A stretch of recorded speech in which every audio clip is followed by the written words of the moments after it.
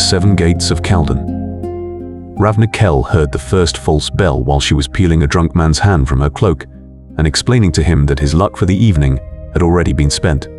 Kalden had received rain that night. Cold, slanting rain from the north, running from the roofs, pooling in the gutters, and making the stone ways of the outer city slick enough that even sober people walked with care. Ravna was not sober, but she was practiced enough not to let wine decide where her feet belonged.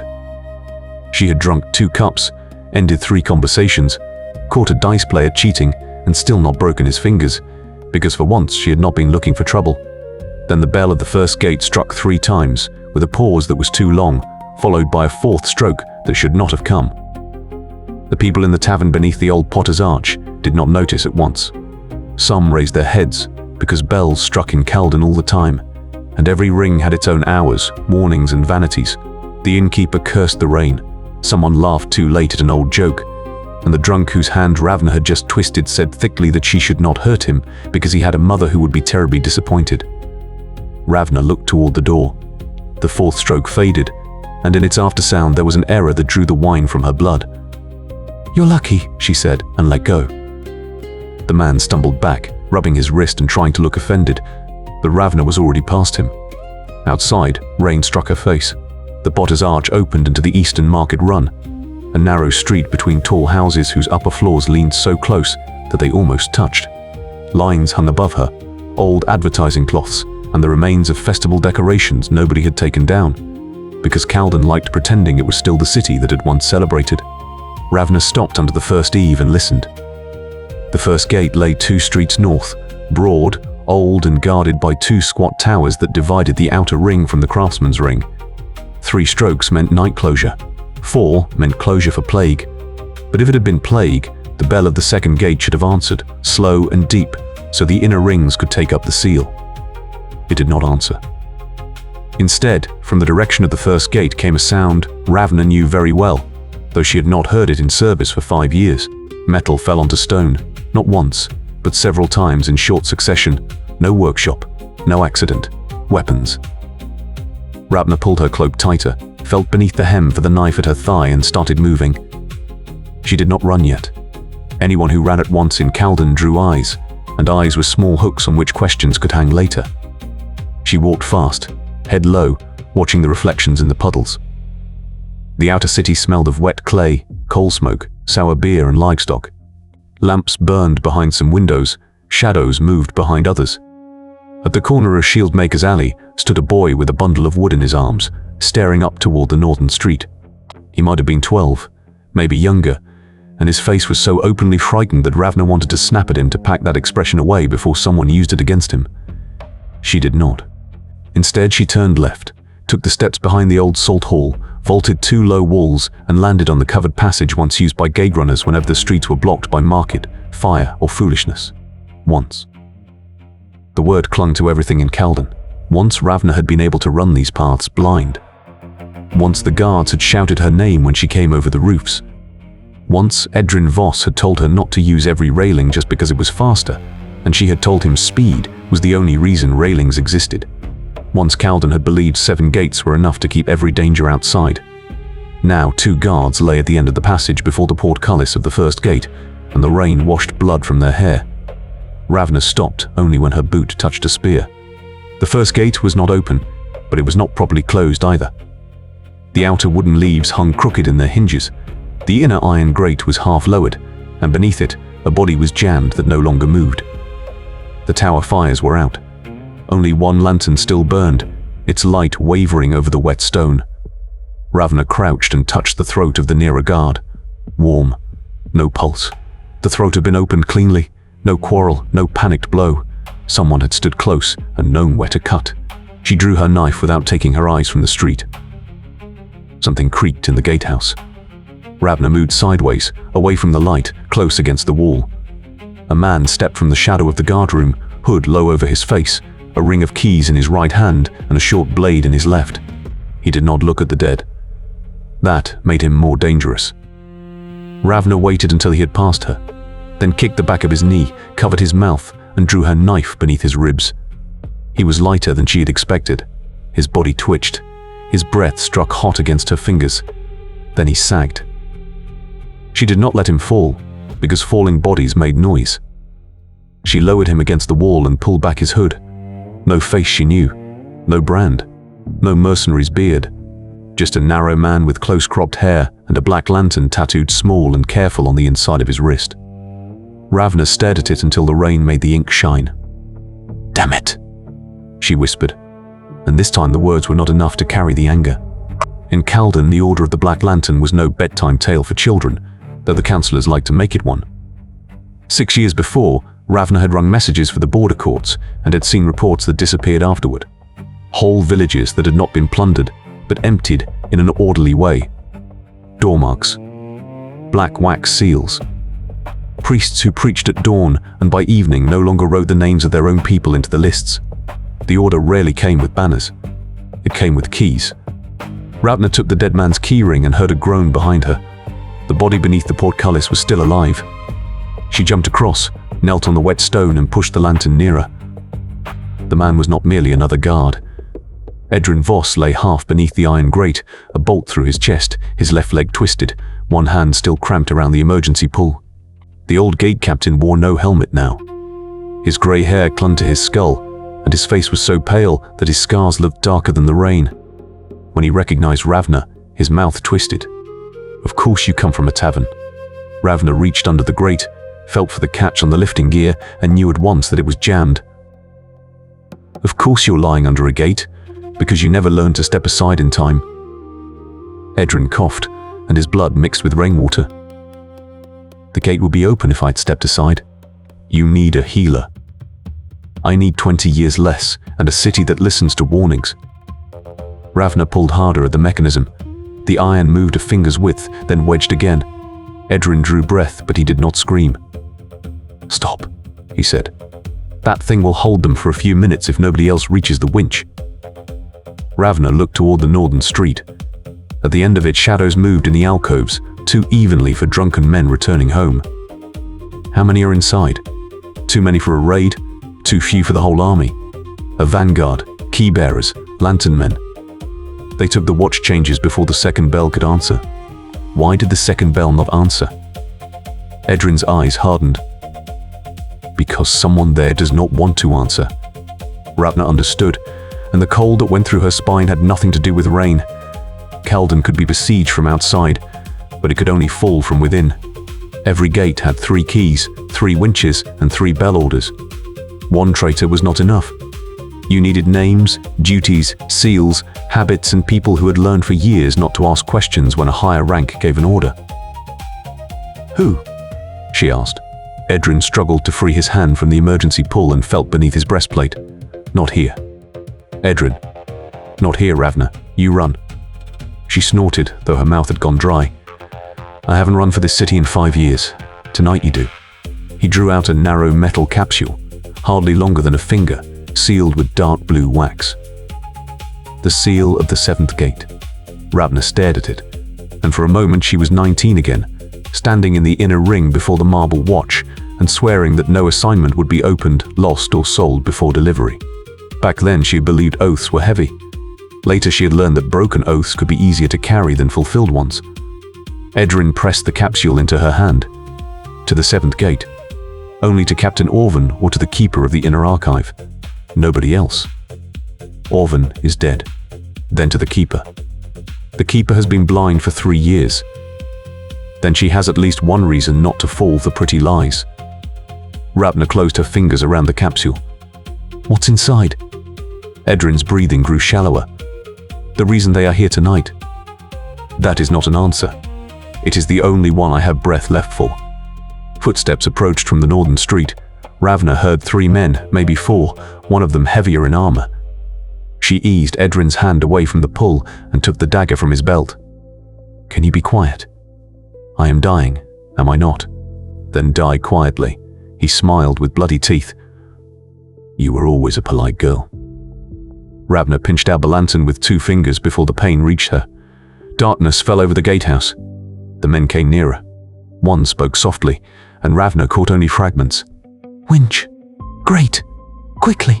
She moved behind the pillar, dragged the dead key-bearer a little farther into the passage by the collar, and waited. The first man entered, cursed the dark, and bent toward his fallen companion. Ravna cut upward through the inside of his thigh and shoved him into the second. The third raised a crossbow at once, but Edrin caught the stock with his last strength. The bolt struck the floor. Ravna was already there, drove the dagger into the base of the man's throat, and turned, because the fourth came through the entrance with a short sword. He was good. Too good for a city guard. He held the blade low, did not let the first body distract him, and forced Ravna back beneath the half-lowered grate. She had a knife. He had reach. She had darkness. He had calm. So she took his calm from him.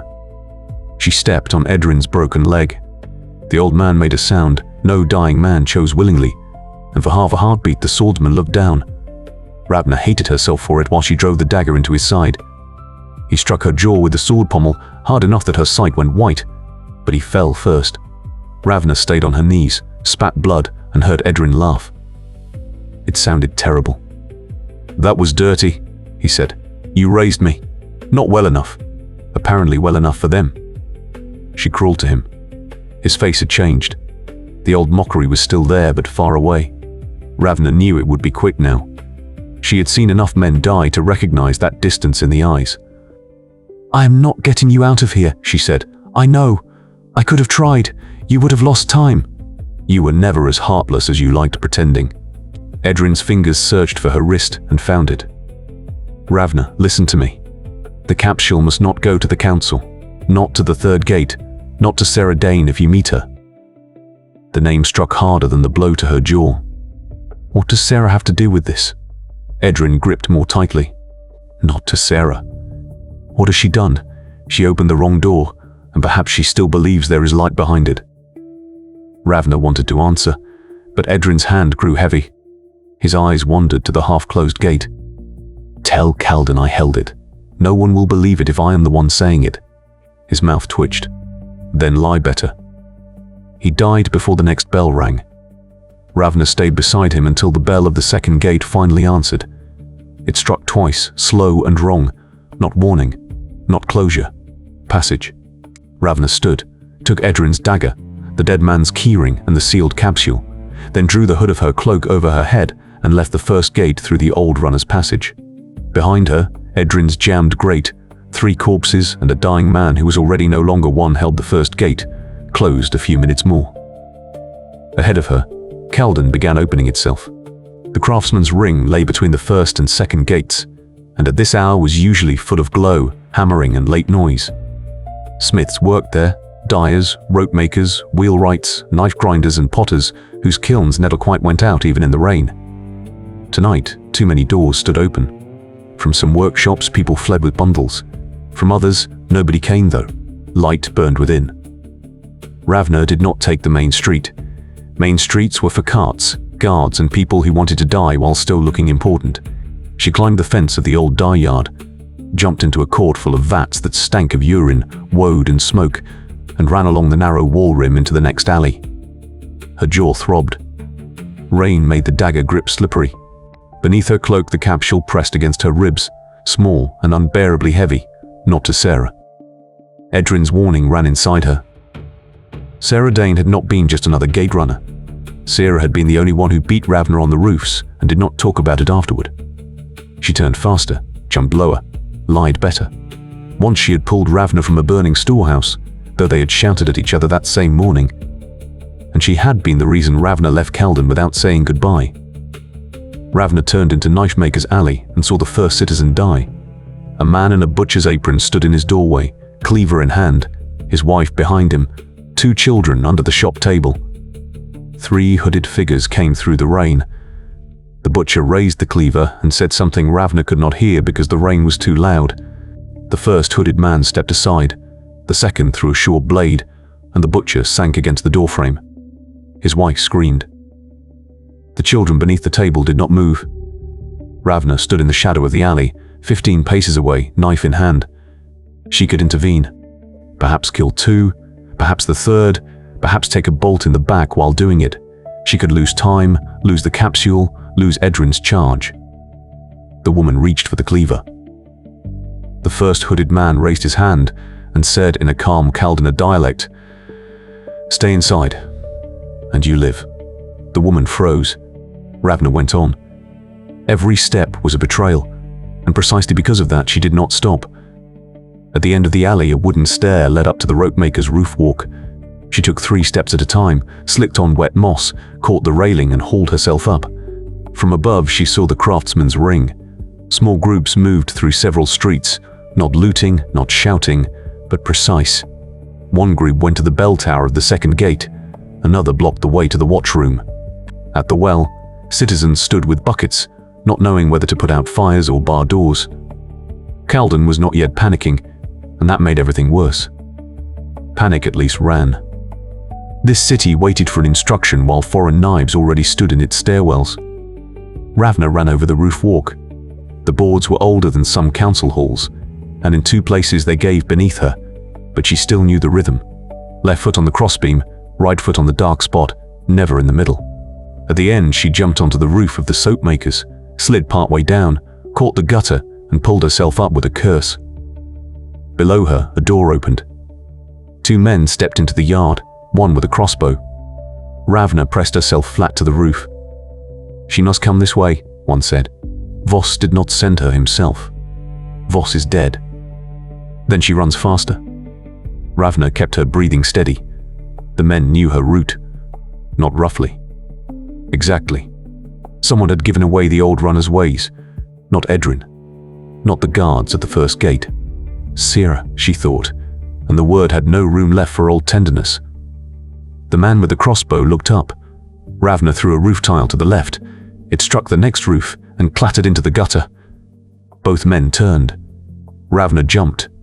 She landed on the crossbowman, knee first into his back, and felt something break. The second man tore his sword free, but Ravna kicked the loaded weapon from the crossbowman's hand, caught it by the bow and fired before she had properly aimed. The bolt struck the second man in the shoulder, not killing him, but hard enough to throw him against the wall. Ravna dropped the crossbow, drew her knife and drove it under his jaw. The crossbowman beneath her whimpered and tried to turn. Ravna knelt on his back and lifted his sleeve. Black lantern at the wrist. No doubt. "Who gave you the roofways?" he groaned. "Who gave you the roofways?" He laughed, though he had no breath for it. "The city gave them to us. You just never locked them." Ravna did not break his neck, because she needed time and because he would not run again. She took his crossbow, 2 bolts, a second keyring, and went on. The second gate ring was louder now. People were screaming. The bell still rang the false passage, slow, stubborn, obedient to a hand that was not on the city's side. Ravna reached the roof edge above the square of the second gate and looked down. The gatehouse was occupied. Not fully, but enough. 2 city guards knelt on the paving, hands behind their heads, while a man in a black cloak watched the main lever. The iron grate was up.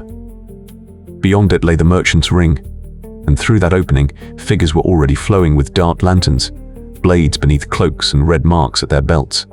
No one stormed. No one needed to storm. The gate stood open, and the city still believed that a bell with 2 false strokes could be right. Ravna searched for a winch, a counterweight, any chance to drop the grate from above. The emergency pull was in the right tower. Between her and that tower stood 12 men, perhaps more, 2 crossbows and the open eyes of the captured guards. She might have waited until a gap appeared. Then she saw the boy from Shieldmaker's Alley again. He stood at the edge of the square, the bundle of wood still in his arms, and his little sister tugged at his shirt.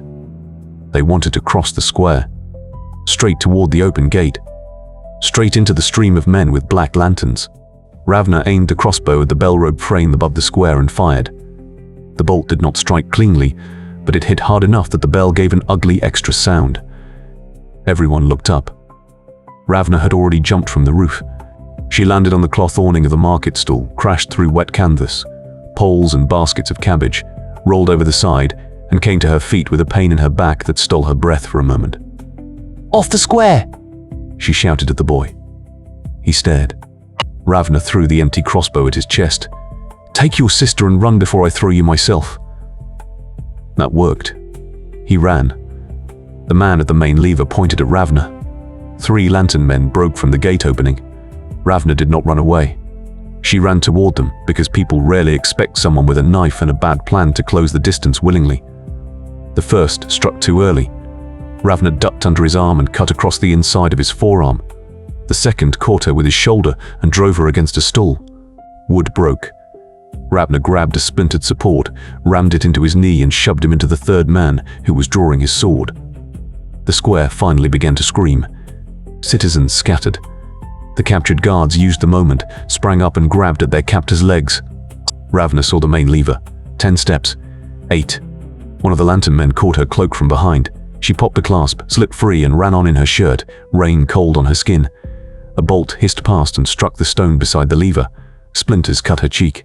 She jumped over a body, slipped on blood, slammed her shoulder into the lever and hung there for a moment without enough weight to tear it from its notch. Then someone was beside her. The shieldmaker boy, without wood, without crossbow, with a face of total terror. "Push!" Ravna shouted. He pushed. The lever gave. The counterweight in the tower released with a deep blow, and the grate fell. 2 lantern men were caught under the iron, one half in the merchant's ring, one on this side. The third sprang back. The gate was not fully closed, but it was too narrow for orderly passage, and the man who tried to pass through lost an arm when the grate struck again. Ravna tore the boy away from the lever before the crossbowman recovered. "Name?" "Tomas." "Then listen closely, Tomas, because I will say this once. You go home, you bar the door, you lie under the strongest table with your sister, and you do not open again until someone says your name who has known it since you were born." Tomas shook his head. "My father is in the 3rd ring." "Then pray for his legs. I know the way to the 3rd gate through the old granary." Ravna stared at him while men hammered against the lowered grate behind them. "You know nothing that will keep you alive tonight. My father repaired the grain lifts. You can cross the weight bridge straight behind the watchroom. That changed everything, and Ravna hated him for it. How old are you?" 14. "Lie better if you want to live." 15 in winter. That was not better. He lifted his chin, and Ravna saw too much fear in him, but also something she could not ignore. The boy would follow whether she allowed it or not. If she pushed him away, he would run to the 3rd ring alone and die in an alley she might have avoided. "You run behind me," she said. "Not beside me, not in front of me, and when I tell you to leave someone lying, you leave them." Tomas went pale. Even if they are alive. Ravna caught him by the collar and pulled him close enough that he could see the rain on her lashes. Especially then. From behind the half-lowered grate someone called her name. Not Ravna, not Kell. The old runner name no one had used for 5 years. Jackdaw. Ravna froze. On the far side of the grate, among black cloaks and rain, stood Sira Dane. Her hood was back. Her face narrower than Ravna remembered. Her hair cut short. Her left hand resting on the hilt of a knife Ravna knew. She did not look trapped. She did not look ashamed either. Sira looked through the grate, and for one breath 5 years lay between them, tight and sharp. "You should not be here," Sira called. Ravna felt Tomas trembling beside her. "I hear that surprisingly often tonight. Give me the capsule, and you get out of Kalden alive." Ravna laughed, and it tasted of blood. "You used to be better at lying." "I am not lying." "Then you have become worse." Sira stepped nearer the grate. Behind her, men of the order gathered, but she raised her hand, and they waited. That was worse than any apology. She had weight among them. Rank. Trust. "Kalden has already fallen," Sira said. "You are only running through the body before it notices that its heart has stopped." That sounds like something people say when they carry stolen keys and still want to feel clean. Sarah's mouth tightened. "You have no idea what lies in the 7th ring." "Then I am going the right way." The grate trembled as men behind it set a lifting tool in place. Sarah looked at Tomas, then back to Ravna. "Do not take the child in there." Ravna stepped back. "He has a name." "Then spare him the moment when you have to scream it later." The sentence struck because Sarah knew where to aim. Ravna grabbed Tomas and pulled him into the side alley. Behind them, metal shrieked as the tool bit under the grate. The second gate would not hold long. But it held long enough for Ravna and Tomas to flee into the old granary, while behind them Kalden began to understand that its first 2 gates had not been broken from outside. They had been opened from within, and that made every key in the city suspect. The granary had not held grain for 10 years, because the rats inside had been better organized than the administrators. It smelled of dust, old flour, mold, and cold wood. Tomas led Ravna through a side entrance, under a broken stair into a lift shaft where heavy load baskets had once moved between storage levels. "Up there," he said, pointing at a platform half hanging in the dark. "The bridge leads over the wall crown into the merchant's ring." Ravna looked up. "Of course it leads over a rotten weight bridge in the rain." Tomas swallowed. "My father says it holds if you do not jump. Your father sounds like a man who loves unnecessary restrictions." Below, the door crashed. Voices entered the granary. Sira had sent men after them. Ravna shoved Tomas toward the ladder. "Up! You first!" "Tomas, if I am behind you and fall, you will not come back." Ravna looked at him, and in a very unsuitable moment, she thought that Kalden did not deserve this boy yet. "Then don't fall." He climbed. Ravna followed close below him. The ladder was wet, cold, and rotten in several places. Below them, lantern lights moved through the granary. A bolt struck a beam beside Ravna's shoulder. Wood splintered. Tomas slipped, caught himself, and made no sound. Good, Ravna thought, though good was a small, thin word on this night. They reached the platform. The weight bridge led through an opening in the wall, barely wide enough for 2 shoulders, out into the rain. Beyond lay the merchant's ring, and in the distance the bell of the 3rd gate struck. Once. Then long nothing. Then once again. No signal Ravna knew, or one she had never been meant to learn. Tomas stepped onto the bridge, and the wood sagged. "Do not jump," he said. "I'm beginning to miss your father," Ravna answered while the first men reached the ladder below. Then they ran, not as fast as Ravna's body wanted, but too fast for the old wood.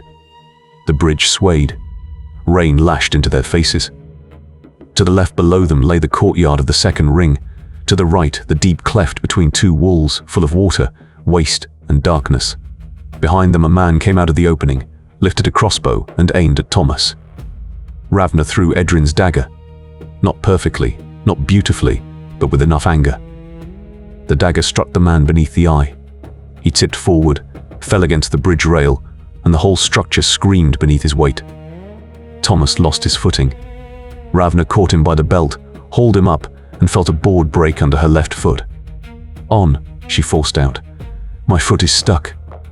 "Then bring it with you." "I am trying." 2 more men stepped onto the bridge behind them. One carried a lantern of black glass. The other held a long knife. The bridge was not made for 4 people and a pursuit. Ravna pulled Tomas on step by step while the wood worked beneath them.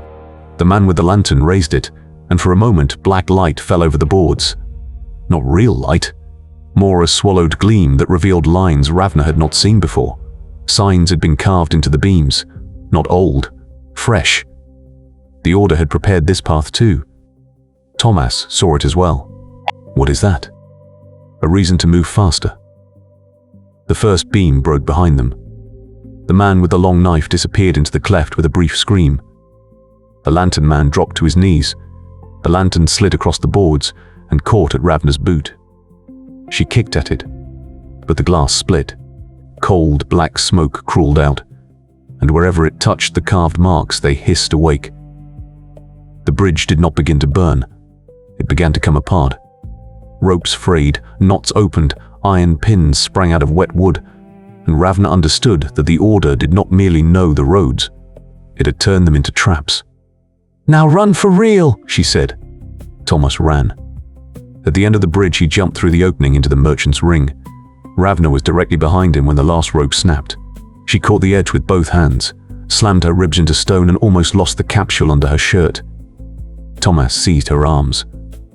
The boy did not have enough weight, enough strength, or any idea how to pull up someone who did not want to be pulled. Ravna looked down into the cleft, saw the black lantern fall, saw the rain swallow it. "Let go when I tell you." Tomas shook his head. "You said I should run behind you. This is not running." "Then give better orders." Ravna laughed, though her hands were slipping. Then a second hand caught her forearm. Broad, calloused, with flour in the cracks of the skin. A man pulled from above, cursing as he did and sounding angry enough to keep Ravna alive. Together with Tomas, he dragged her into the merchant's ring. Ravna rolled onto her back, rain in her face, breath burning, the capsule still there. The man over her had a grey beard, wide shoulders, and eyes that found Tomas at once. "Father," Tomas said, and that one word held more relief than the night deserved. The man looked at his son, then at Ravna, then at the broken bridge. "You brought my child over Deathwood?" Ravna stayed lying down and raised one hand. "He led me." "He's 14. He claims he will be 15 in winter, which apparently entitles your family to tactical stupidity." Tomas's father stared at her, then pulled his son to him so roughly that it was almost a blow. "Your sister. At home." "Bard?" Tomas nodded too quickly and not certainly enough. The man saw it and said nothing. That may have been his greatest bravery. Behind them, something heavy crashed in the second ring. The second gate was open again. Ahead of them, the third gate struck its single strange tone once more. Ravna sat up and looked down into the merchant's ring. The first market stalls were burning. Not wildly, not everywhere, but precisely at the points where streets, bridges, and warehouses met. The order was cutting Kalden into pieces, and each piece was meant to believe it was alone. Tomas's father offered her his hand. "Brenna Veil." Ravna took it and let him pull her up. "Ravna Kell." His eyes changed. "The jackdaw. Everyone is collecting old names from the mud tonight." Brenna looked toward the third gate. "If you have to get there, you need the underway. What I mainly need is someone who does not start by explaining that his child must not come. He is not coming." Tomas opened his mouth. Brenna cut him off without looking at him. "You go home to your sister." "But father." "You go." Ravna watched the boy. His hands were trembling, but not only from fear. He wanted to stay, not from heroism. From the terrible feeling that leaving might later be worse than dying. Ravna knew that feeling. She hated it in him. "He knows the way," she said. Brenna looked at her as if she had struck him in the face. "Then learn it from me. There is no time." "Then take me." Tomas whirled. "No." Brenna put both hands on his shoulders. "You have your sister. So do you. I have a city that has taken my taxes for years, and tonight may, for the first time, ask back something that is not coin." Ravna wanted to stay out of it. Family conversations in burning cities rarely ended well. But the third bell tone came again, and this time from farther inside, a deep stroke of the fourth gate answered. Not passage, not closure. Warning. Someone in the fourth ring was alive and had recognized the right signs. Brenna heard it too. "The underway begins behind my storehouse. It runs under the merchant's arch through old load tunnels to the cistern of the fourth ring. It can bring us behind the third gate." "Us?" Ravna asked. "I do not intend to take instructions about my city from you and then stand in the rain." Tomas looked between them. "I am coming with you." Brenna shook his head. "You go to your sister." Tomas stepped back. "Then I have to go through the second ring." Nobody said anything. The second ring was already in the Order's hands. The way home might be more deadly than the way inward. Brenna closed his eyes, and something worked in his face that Ravna did not want to see. Then he opened them again.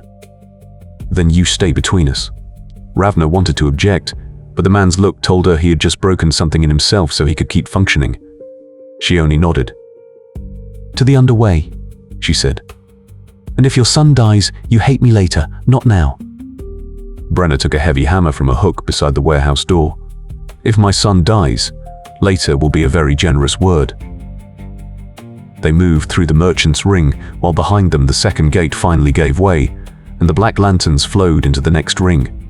Ahead waited the underway, the third gate, and a city that, with every false bell stroke, knew less of whom it still belonged to. Ravna ran in the middle, the capsule beneath her shirt, the knife in her hand, Tomas close behind her, and Brenna Veil ahead with the hammer. She had left Edrin Voss at the first gate, failed to save a woman in Knifemaker's Alley, seen Sarah Dane behind a grate, and taken a boy into a night that knew no children. That was only the beginning. Kalden had 7 gates, and Ravna understood that each of them would demand something from her that she would not get back. The underway did not begin with a gate, but with a lie. Behind Brenna Veil's warehouse stood an unremarkable plank wall, before it 3 empty flour sacks, a broken handcart, and 2 barrels of rotten rainwater. Every city had corners like that, places where the eye slid away because nothing there seemed important enough to be seen. Ravna had loved such places once. Kalden was proud of its walls, its bells, its ring roads, and its 7 gates, but the city lived through what it concealed. secret passages for suppliers, old load shafts for grain, maintenance tunnels for water. Shafts under toll houses officially filled in long ago, still used every winter by the same 3 families when one sack of salt had been examined too closely. Brenna kicked the middle barrel, shoved the handcart aside, and pulled an iron ring hidden under mud and chaff. Part of the plank wall opened inward, not loudly but heavily, as though it had waited years for this particular night. Behind it lay a low passage smelling of cold stone, old flour, and standing water. "Through there," Brenna said. Tomas bent and looked into the dark. "Does it really lead under the 3rd gate?" "It leads to the old customs chamber behind the 3rd gate," Brenna said, tightening his grip on the hammer. "If the way has not collapsed, if nobody has betrayed it, and if Kalden tonight has the courtesy not to fall apart under our feet for once." Ravna took a lantern from the wall, checked the wick, and glanced at him. "You are surprisingly bad at selling hope. I sell flour, not hope." "Then stay with flour." Brenna snorted, but his eyes went to Tomas, who was trying not to shake and therefore shook all the more visibly. Outside, behind the warehouse walls, the noise grew. The 2nd ring was no longer merely in unrest. It was being dismantled in an orderly way. Ravna heard commands, wood splintering, single screams cut off too quickly, and beneath them, the dreadful, regular strike of metal against metal. The order was working at the barriers, side grates and little bolts that could turn every ring street in Kalden into a cage if someone knew which levers had to fall first. "Tomas," Brenna said softly. The boy looked up. "You go between us. If I stop, you do not go back to me. If Ravna goes on, you run with her." Tomas wanted to object, but Brenna laid a hand on the back of his head and drew him briefly against his chest. Not gently, not long, more as if he needed to make sure the boy was still there and not merely a fear in his mind. "You listen to her, even when she says something you hate." Ravna lifted one brow. "That will happen often. Then he has practice." Brenna let his son go and entered the passage first. Ravna followed last, pulled the plank wall shut behind them and took from the city a strip of rain, firelight and sky. At once the noise grew muffled. Not gone, only deeper, as if it came from the belly of an animal. The underway was narrower than Ravna had expected. She had to lower her head, and in places her shoulders brushed the walls. The floor was damp stone slabs with black water between them. Old gild marks clung to the walls, small signs for grain, salt, oil, and iron fittings, with newer scratches above them from people who had still used the way, although it had vanished from the plans. The lantern cast an uncertain yellow light over their hands. Ravna felt every beat of her heart in her jaw where the sword pommel had struck her. She would have liked to count the pains so she could hate them properly, but too many came. Shoulder, back, ribs, palm, the cut on her cheek.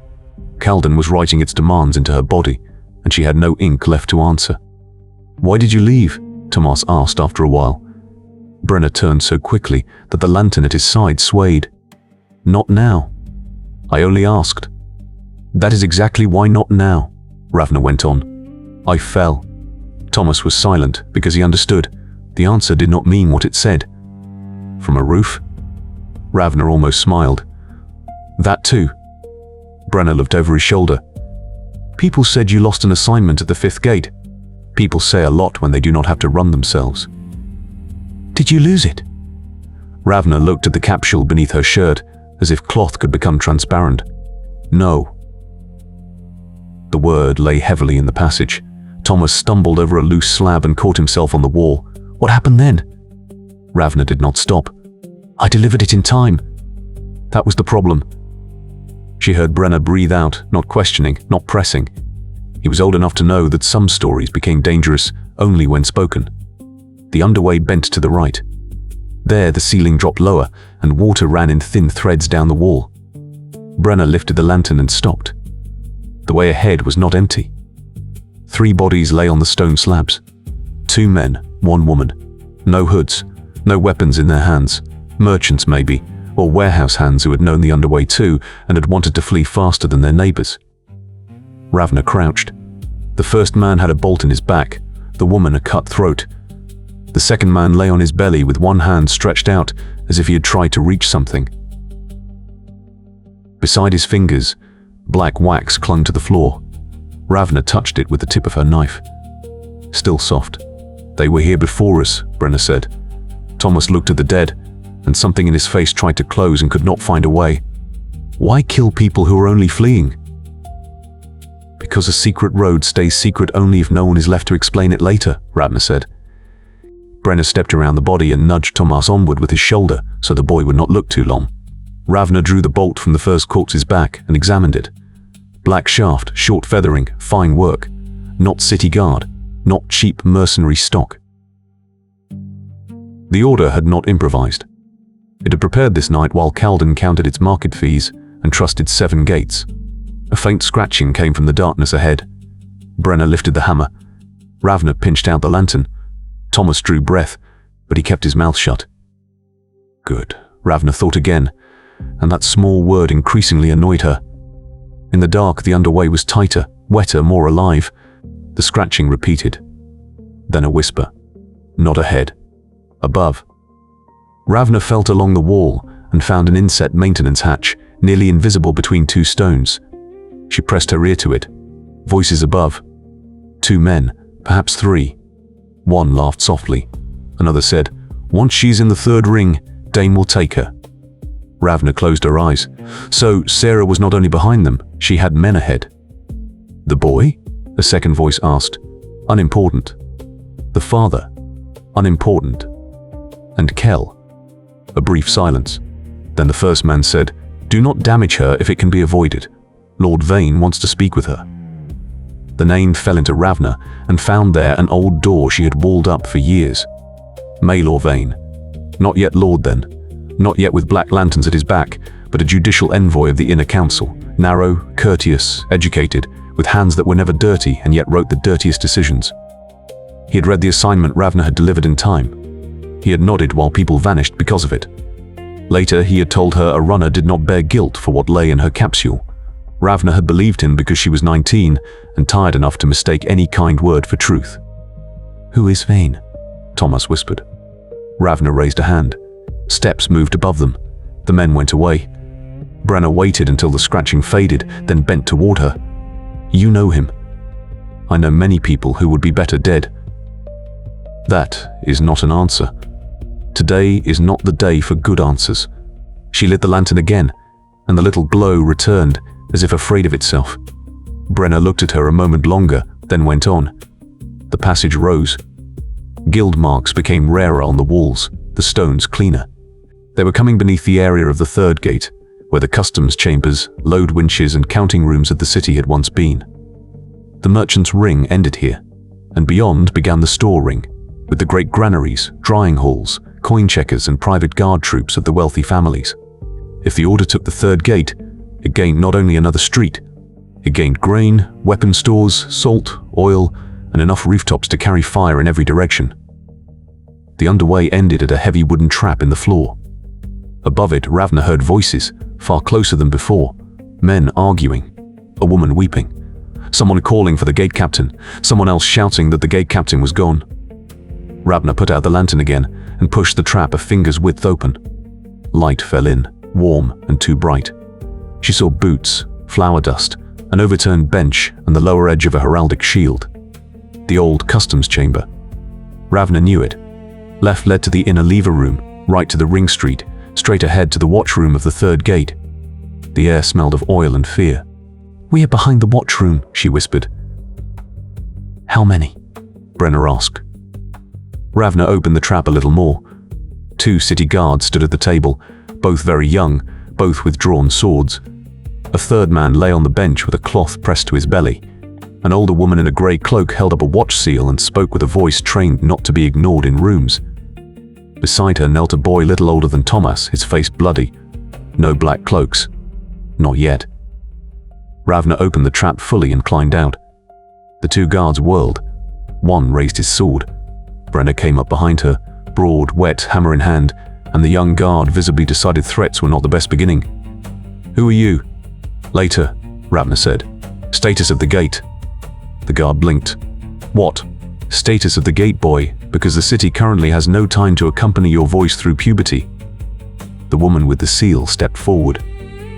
The third gate is closed, but the outer lever room does not answer. The bell is striking false signal signs, and Captain Garrick has disappeared. Disappeared since when? Since the first smoke signs from the second ring. Ravna looked toward the door of the lever passage. So, not disappeared. Prepared. The wounded man on the bench groaned. "Who are you to give orders here?" Brenna pointed at Ravna with the hammer. Someone still breathing, although the order is behind her. I would listen. The older woman studied Ravna more sharply. Kell. Ravna hated this city. She had thrown every name away, but Kalden picked them from the gutter and threw them back at her when useful. If you were about to tell me a story about the fifth gate, shorten it to the parts that save people. I am Magistrate Maelor Veyn. Then save people. Maelor Veyn drew herself up, offended but not useless. The main formwork can only be secured from both lever rooms. The inner room is here. The outer lies beyond the gate passage. No one answers there. If the order takes the outer lever, it can wedge the grate and open the locking beam. How many men do you have? The two young guards looked at one another. The answer was given by that alone. 2 standing, Elira said. 3, if that one stops bleeding into my cushion. The wounded man tried to look offended, but lacked the color for it. Ravna went to the wall map of the third gate. It was old, but the basic lines were true. Inner lever room, outer lever room, gate passage between, a wall walk above, the old customs run for carts below. 2 portcullises, an oak locking beam, 4 cross chains, and the bell in the south tower. If they wanted to hold the gate, they had to block or destroy the outer winch. If she wanted to reach the fourth gate, she had to get to the other side. Both at once was the problem Kalden had apparently invented for her entertainment. Brenna, she said, can you damage a winch? I can damage anything if no one explains that it was expensive. Good. Maelor Veyn stepped nearer. I will not allow you to destroy city gatework. Ravna looked at her. Magistrate, if everything goes well tonight, tomorrow you can write a long complaint and give it to someone who can still read. The woman pressed her lips together. What do you need? Oil, wedges, 2 crossbows if you have them, and someone who knows how to ring the bell properly. The guard on the left, a red-haired lad with too large a nose and too small a helmet, raised his hand. I know the signs. Name? Havel.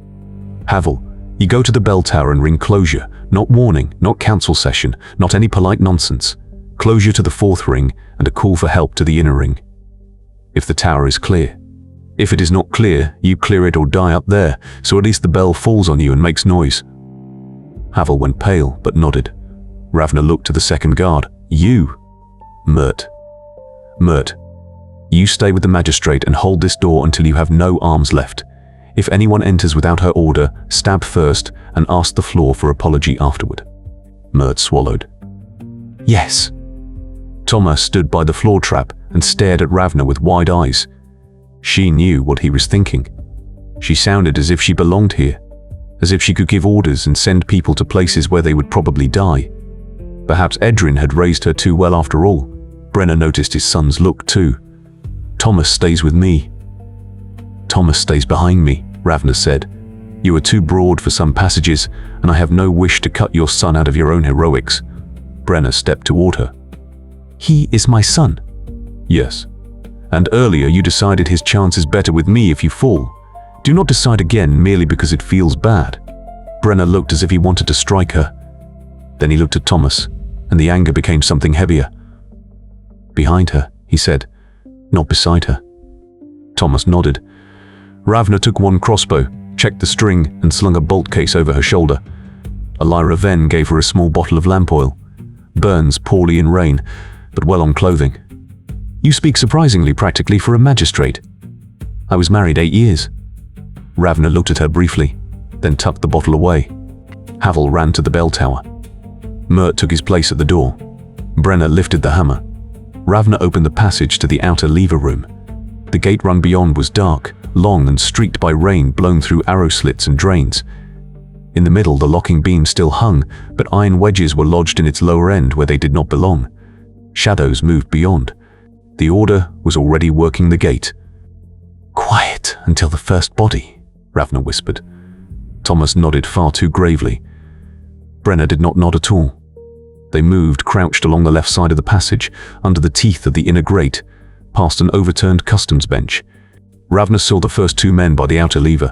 One held a lantern of black glass. The other turned a side winch.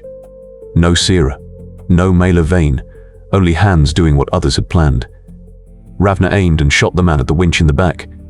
The bolt went deep enough to tear him from the wheel. Brenna charged before the lantern bearer understood. His hammer struck not the man's head but the lantern. Black glass exploded, smoke burst out, and for a moment the gate passage looked as though someone had smashed a piece of night inside it. The carved signs on the wedges glowed. Ravna cursed, grabbed Tomas by the collar and dragged him behind a stone pillar. The smoke did not drift with the wind. It sought lines. Where it touched metal, pins loosened, bolts sprang, knots weakened. The order did not carry fire magic. It carried magic that rotted order. Brenna coughed, struck blindly at the lantern man, and hit his shoulder. The man fell, but more came from the outer lever room. 3, 5, 6. Ravna shot the first at close range, dropped the crossbow, and drew knife and dagger. Tomas crouched behind the pillar, hands around a loose iron wedge he had found on the ground. "Do not throw if I am in front of it," Ravna shouted. "That is a bad order," he shouted back, and to Ravna's annoyance he already sounded less like a child. The gate passage crowded with bodies. Brenna did not fight elegantly, but he was heavy, angry, and knew where a hammer belonged. Every blow broke something. Shoulder, knee, ribs, wrist. Ravna worked around him, low and fast, cutting tendons, stabbing into openings, kicking men into the smoke where their own buckles loosened. A bolt grazed her upper arm. A knife tore her shirt over the ribs. Someone grabbed her hair, and she turned into the grip instead of pulling away until her dagger found his belly. The first true bell stroke came from the tower. Closure. Then the second. Closure again. Havel lived. The sound rolled through the gate passage, deep and hard, and for one breath the men of the order hesitated. It was not much. But Kalden heard a correct sign for the first time that night. Ravna used the hesitation. She jumped to the side winch, kicked the dead man away, and saw the carved wedges of the locking beam. If they simply loosened the beam, the gate might spring open. If they destroyed the winch, perhaps it could neither open nor close. Brenna. He threw a man into the wall and came to her, blood on his forehead, not all of it his. "In here." She pointed to the winch gear. Brenna lifted the hammer. Then Ravna saw the man in the outer lever room. Not Maelor Veyn, but one of his higher people. Dark armor under a black cloak. A silver lantern at his belt. No hurried glance, no panicked breathing. In his hand he held no key, but a narrow blade along which signs moved. He looked at Ravna and smiled. "Kell. There seems to be a reward on my name tonight, and good distribution. Lord Veyn said you would choose the gatework, not the people." Ravna tightened her grip on the dagger. "Lord Veyn talks too much for someone not yet in the room." The man lifted the blade and cut not at her, but into the air before the locking beam. The black wax on the wedges burst. The beam jumped a finger's width upward. Brenna brought the hammer down, but at the same moment the winch broke free. The gear spun. The chain lashed through the passage and struck Brenna in the shoulder. He was hurled against the wall, the hammer falling from his hand. Tomas screamed. Ravna sprang forward, but two men blocked her. The one with the silver lantern went toward Brenna. "Your place is not here, Miller."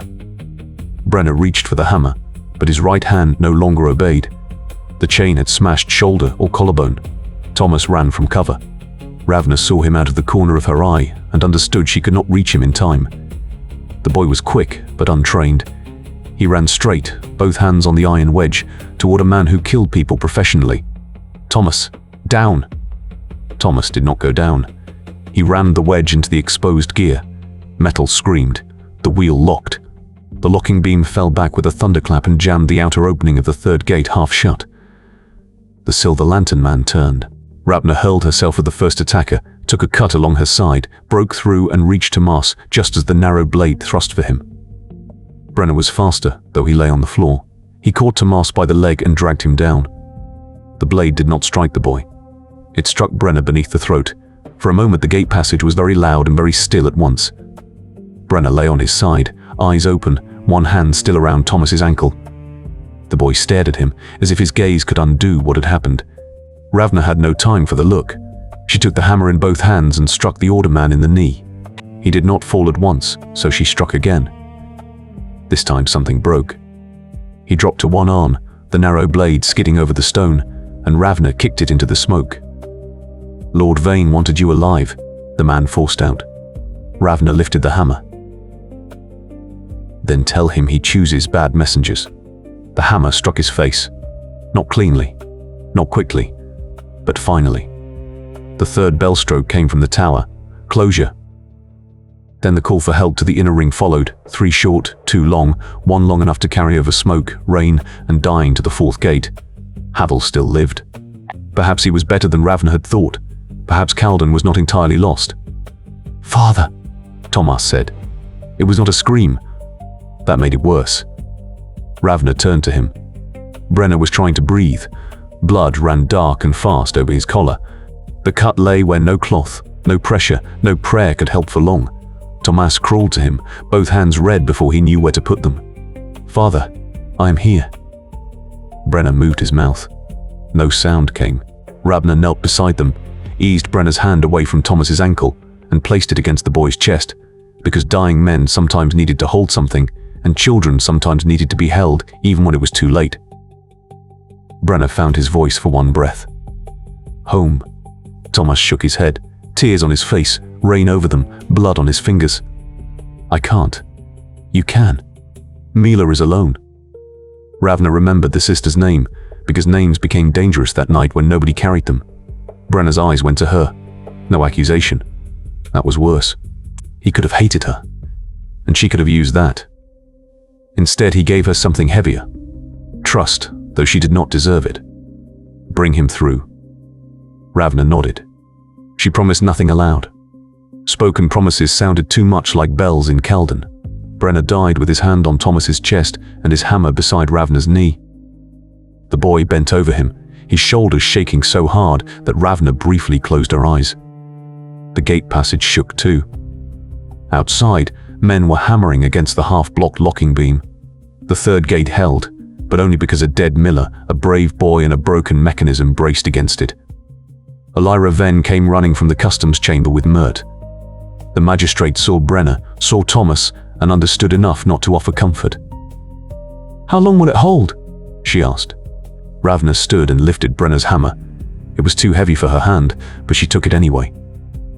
"If you burn out the wedges and block the inner winch, perhaps until morning. If the order brings other tools, less." Maelor nodded.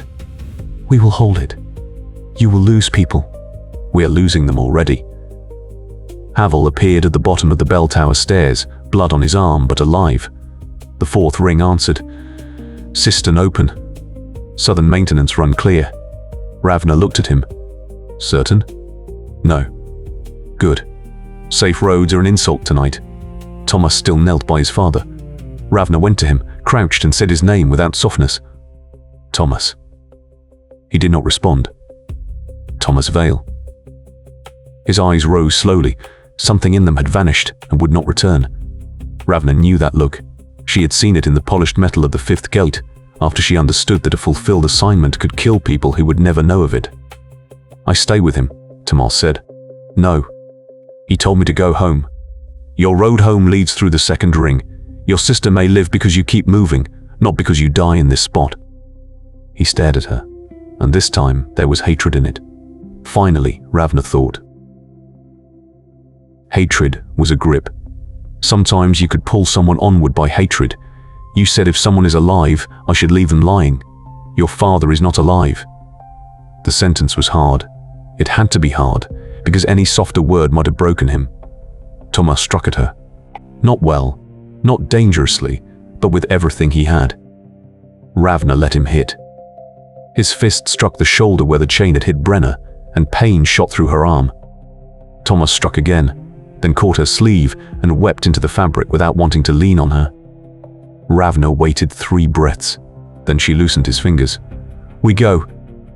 Maelor Veyn stepped forward and took Brenna's hammer from Ravna. "That stays here. We need it at the gate." Ravna wanted to object, but she looked at the hammer, at Brenna, at the blocked winch. "Then use it well."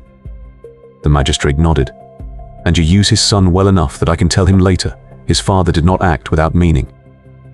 Ravna looked her in the eyes. "Magistrate, if later I have to discuss meaning with anyone, this night will have ended better than it deserves." She took Tomas by the arm, not roughly but firmly, and led him through the southern maintenance run out of the third gate. Behind them, Havel began to ring the bell again. Closure. Help. Closure. The sound followed them down as the passage led toward the old cistern. The fourth gate did not stand at street level. Kalden's middle ring had been built around a vast water chamber, an old collecting structure from before the Seven Walls.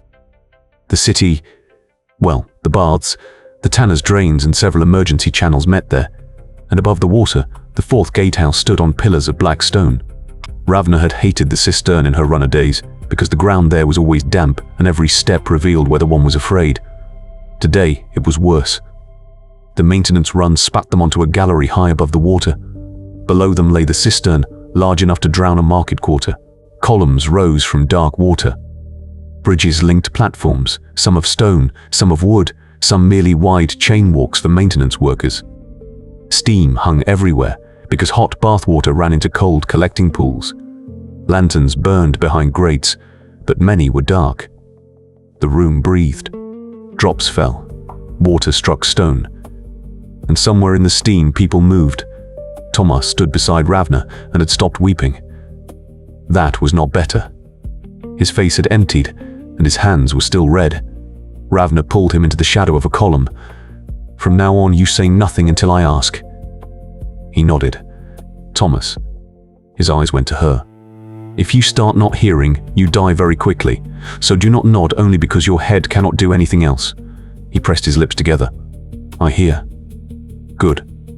Across the cistern, the fourth gate struck its bell, a deep, clear tone. Closure. Then again, closure. Someone there still held order. Between Ravna and that gate lay 3 bridges, 2 platforms and steam in which black lanterns already glowed. She saw at least 5. Perhaps more. The Order's men moved more slowly here, more carefully. Water made their magic uncertain, or they feared something in the cistern Ravna did not yet know. "The southern walk goes straight to the lever house," Tomas whispered. Ravna looked at him. "How do you know that?" "My father repaired the lift at the third gate once and took me along. We had to fetch water. That walk has iron rivets in groups of 3. Ravna followed his gaze.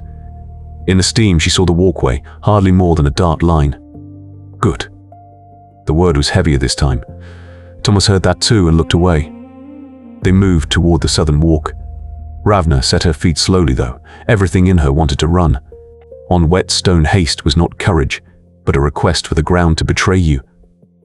They reached the first platform before a voice in the steam said, "You took your time, Jackdaw." Ravna stopped. Tomas froze beside her. Sarah Dane stepped out of the fog. She no longer wore a black cloak, but the old, dark grey runner jacket of the city, though without insignia. A knife hung left, another right, and there was no lantern in her hand. That looked deliberate. Behind her stood 2 men of the Order, both with crossbows. Farther back, black lights glowed, but they stayed in the steam. Sarah glanced at Tomas. Her gaze caught on the blood on his hands. "I told you not to take the child." Ravna held the knife low. His father held a different opinion. Sarah understood. Ravna saw it in the barely visible twitch at her mouth. Brenna Veyn, dead at the third gate. That was not necessary. Then you should have trained your people better. Sarah lowered her gaze for one breath. When she lifted it again, she was not softer, only older. "Give me the capsule." Ravna no longer laughed. "Why?" "Because you do not know what you carry. I hear that more often now that people are dying for it. They die because Kalden has been sitting on a lie for years, and every ring was built so the inner people would not have to hear what happens outside." Ravna stepped sideways, neither forward nor back. The crossbows followed. "And therefore you open the gates for an order that cuts sleeping guards and calls children unimportant." Sarah closed her eyes briefly. "The Order is a tool. That is what everyone says who believes they hold the handle while someone else already leads the blade. Maelor Veyn wants to open the archive, not slaughter the city. Then he brought poor men for a restrained library visit. Sira stepped closer. Ravna saw that she limped. Not badly, but truly. Old injury or new. "In the 7th ring lies the list of Falkenried," Sira said. The name struck the room, and even the water seemed to quiet for a moment. Falkenried. The northern village that in the city reports had never fallen, only been evacuated. The village whose survivors were supposedly taken west. The village whose seal Ravna had once carried in a capsule, without knowing that the assignment meant not aid, but silence. "You know nothing of it," Sira said, almost sadly now. Ravna felt the capsule beneath her shirt. "I know you let me run 5 years ago, though you knew what would happen after my delivery," Sira whispered. "I learned only afterward. And now you do better by opening an entire city." Sira looked past her to the bridges, the gates, the steam. A city that hides its guilt behind 7 walls is not protection. It is a tomb with windows. Tomas stood beside Ravna, still and pale, and the words went over him but not without mark. Ravna knew every child in Kalden knew Falkenried, only as a story adults told with closed mouths. "Maelor does not want truth," Ravna said. "Maelor wants possession of truth. That is different. You have not seen him in years. You evidently saw him too often." One crossbowman shifted his weight. Ravna heard the leather creak. Sira heard it too. Her glance went briefly right. The shooter was impatient. Perhaps not hers. Not really. Tool, thought Ravna, and this time it was not an argument, but a judgment. "Last chance," Sira said. "Give me the capsule. I let you and the boy out through the maintenance shaft. You can reach the old tanner's postern and leave the city." Ravna looked at her a long time. "You really still believe you are allowed to let people go?" Sira did not answer. In that lay the truth. Ravna threw Elira's little oil bottle, not at Sira, but at the floor between the crossbowmen. The glass broke. At the same time, she shoved Tomas aside and threw her knife at the right lantern in the steam. The lantern shattered. Black smoke rolled out, met oil, water, and the carved signs of the walkway edge, and the whole section of platform became a hissing, slippery chaos of light, smoke, and sparks. The crossbows fired. One bolt struck the column. A second tore the skin over Ravna's shoulder. Sira cursed, but Ravna was already in the steam. She grabbed the first shooter by the belt, hauled him forward, and drove him over the edge. He screamed until he hit the water. The water did not take the scream at once. It dragged him under a bridge where something metal or wooden struck him, and then he was gone. The second shooter swung his crossbow at Tomas. The boy ducked too late, but not much too late. The blow grazed his head. He dropped to one knee, caught the crossbow bow, and bit the man's hand. Ravna might have laughed later, if later had been a place. She drove the dagger into the shooter's side and pulled Tomas up. Onto the walk. Sira came through the steam, quick despite her limp. Her blade met Ravna's dagger once, twice, 3 times, so familiar that for a dangerous moment Ravna stood again on the training roof of the 5th ring. Sira still fought with the same spare cruelty. No large motions. No waste. She aimed not the death but the hands, tendons, balance. Ravna retreated and felt the walkway behind her. "You cannot keep not killing me forever," Ravna said. Sira breathed hard. "I have been trying for 5 years." Ravna kicked her injured leg. Sira buckled, caught herself, and the pain in her face was real enough to strike Ravna. Then Tomas knocked loose one of the chain hooks on the walk. The southern walkway dropped on one side. Ravna jumped onto it, dragging Tomas with her, and the span swung out into the steam. Sira grabbed Ravna's arm. For a moment they held each other over the water. Old familiarity, new enmity. Sira whispered, "Maelor will kill them all if you force him." Ravna held her gaze. "Then at least I will not be the only one who misjudged him." She struck Sira in the face with her forehead. Sira let go and fell back onto the platform. The walkway swung on. Tomas screamed this time, and Ravna caught a chain before they both slid into the water. Behind them, new black lanterns gathered in the steam. Ahead lay the other side of the cistern, the 4th gate, and a bell that still rang closure. Ravna pulled Tomas along the slanting walk while water struck the pillars below and bolts came out of the mist above. One did not hit Tomas, but struck the chain before his face and threw sparks from the iron. The boy did not even flinch. His eyes were empty and fixed on the far side. Ravna wanted to tell him that was good. She wanted to tell him it was bad. Instead, she said, "On." Tomas went on. Behind them, Sira Dane rose again, blood from her nose, knife in hand, and shouted to the Order's men to put out the lanterns. Too late. The black smoke ate into the false lines the Order itself had carved into the walks. One chain after another began to spring. The cistern, the old wet heart under Kalden, took the prepared traps and turned them on their makers. Bridges sank. Men screamed. Water surged up. The bell of the fourth gate kept ringing, deeper, harder, almost angry. Ravna reached the final platform with a torn shoulder, bloody hands, and Tomas at her side. Before them, the passage to the fourth gatehouse opened. Beyond waited light, voices, and perhaps a piece of the city that had not given up. Behind them, the cistern vanished in steam, and somewhere inside it, Sarah was still alive. Ravna knew it without turning. Some people did not die where you needed them to. Some ran on so an old debt could stand in front of you once more.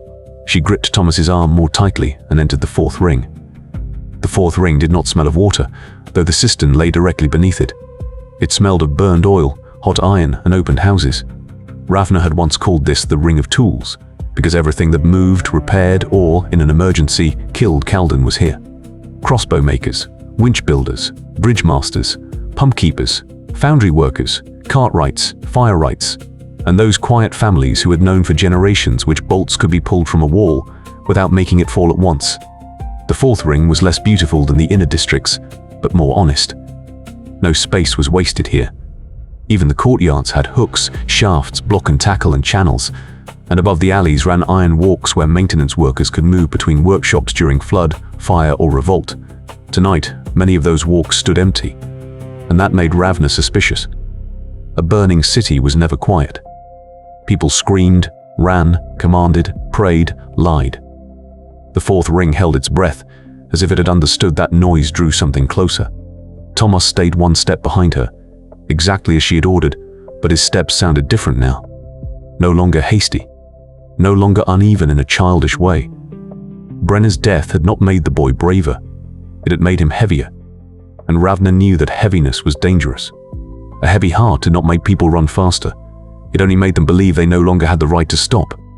"Do not think," she said without turning. Tomas did not answer. That was not advice. "I am not thinking."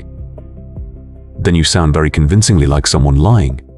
He fell silent again, but this time she heard in his breathing that he was actually trying to cut something off inside himself. Ravna hated how well he learned. Ahead, the broad work street opened toward the fourth gatehouse. The bell there no longer rang. That was good at first because the correct warning had been sent. Then bad, because every silenced bell in Kalden was a question usually answered with blood. The gatehouse of the fourth ring stood over a shallow dip into which several channels ran. In high water, the street could be flooded, turning the whole approach into a knee-deep trap in which heavy armor, carts, and horses slowed. Today, no water lay there, but smoke. Green smoke, heavy and sweet, spilled from broken clay balls and gathered along the ground. Ravna grabbed Tomas's shirt and pulled him into a workshop entrance. "Do not breathe. What is that? Something honest people do not pour into their city gates." She tore a strip from a hanging work apron, soaked it in a water barrel, and handed it to him, over mouth and nose. Tomas took the wet cloth. "And you?" Ravna tore a second strip. "I intend not to die, as an example." The workshop belonged to a bridge builder. On the tables lay hinge plates, small gears, iron pins, clamps, and half-finished locking hooks. Drawings of various gateworks hung on the wall, among them a rough sketch of the fourth gate. Ravna stepped closer. The lines were done in charcoal, but precise enough. Main pull in the north tower. Emergency winch in the south. Crossbeam below the street. 2 flood sliders beneath the outer channels. If the sliders were opened, perhaps the smoke could be washed away. If they still worked. If the water basins had not already been sabotaged. If the night ever stopped answering every idea with a knife. Something moved in the back of the workshop. Ravna raised the dagger. An old man came from the shadows, both hands lifted, his face grey with fear and soot. He wore a bridgemaster's chain at his neck, hanging crooked over his chest as if someone had pulled at it. "Do not strike," he whispered. "That remains to be decided," Ravna said. "Name." Maelor Veyn, workmaster of the fourth ring. Status of the gate. Maelor Veyn swallowed. His gaze went to Tomas, caught on the blood on his hands, and returned quickly to Ravna. The main pull is lost. They have the north tower, but the south tower holds. Mistress Jessa is locking the emergency winch there with 6 people. The smoke lies on the street because the lantern men do not want to cross the dip while the channels can still be opened. Then we open the channels. The flood sliders are beneath the street floor, accessed through the pump cellar behind the workshop, but the connection to the basin has been blocked. With what? People. Tomas looked up. Ravna did not. She understood too quickly. How many? I do not know. Ilan's voice nearly broke, but only nearly. They drove prisoners into the main chamber and barred the grates from outside. If we open the water, they drown. If we do not, the order takes the ring. Tomas pulled the wet cloth from his mouth. Then we get them out. Ravna turned her head to him. You put that cloth back on. We cannot just drown them. There are many things we cannot do, and still this knight stands here making a list. Ravna. His tone had changed, not pleading, demanding. Brenna's voice was not yet in it, but its shadow was. Maelor Veyn looked between them. There is a side access, a maintenance crawl through the old pump shaft, too narrow for armor. Perhaps for you. Perhaps for me, Ravna said, not for him. Tomas stepped forward. I am narrower. You are 14, 15 in winter. Winter is very far away tonight. Maelor raised a hesitant hand. The boy is right. The shaft is narrow. An adult can pass, but slowly. If anyone inside still lives, every minute counts. Ravna looked at the workmaster and for a brief moment imagined breaking his nose with the pommel of her dagger. Not because he was wrong, because he was not. Outside, the green smoke thickened through the work street. In the gatehouse, someone barked an order, followed by a scream from the south tower. Mistress Jessa and her 6 people would not hold forever. Good, Ravna said. We go into the pump shaft, pull out whoever we can and open the channels afterward. Tomas's eyes widened. Truly? Do not be pleased. It only means we found a better way to almost die. Maelor led them through the workshop to a trap behind a stack of iron braces. The pump cellar below was lower than the underway and warmer. Thick pipes ran through the walls, some of clay, some of lead, some of old wood bound with iron bands. The sound of water lay everywhere, though nothing visibly moved. Ravna felt the pressure beneath the stone slabs. Kalden held water above its head, under its feet and behind its walls. A city that could flood itself was proud of that, until someone forced it to decide who would drown. Maelor pointed to a narrow break behind a pump wheel. There. The shaft leads to the main chamber.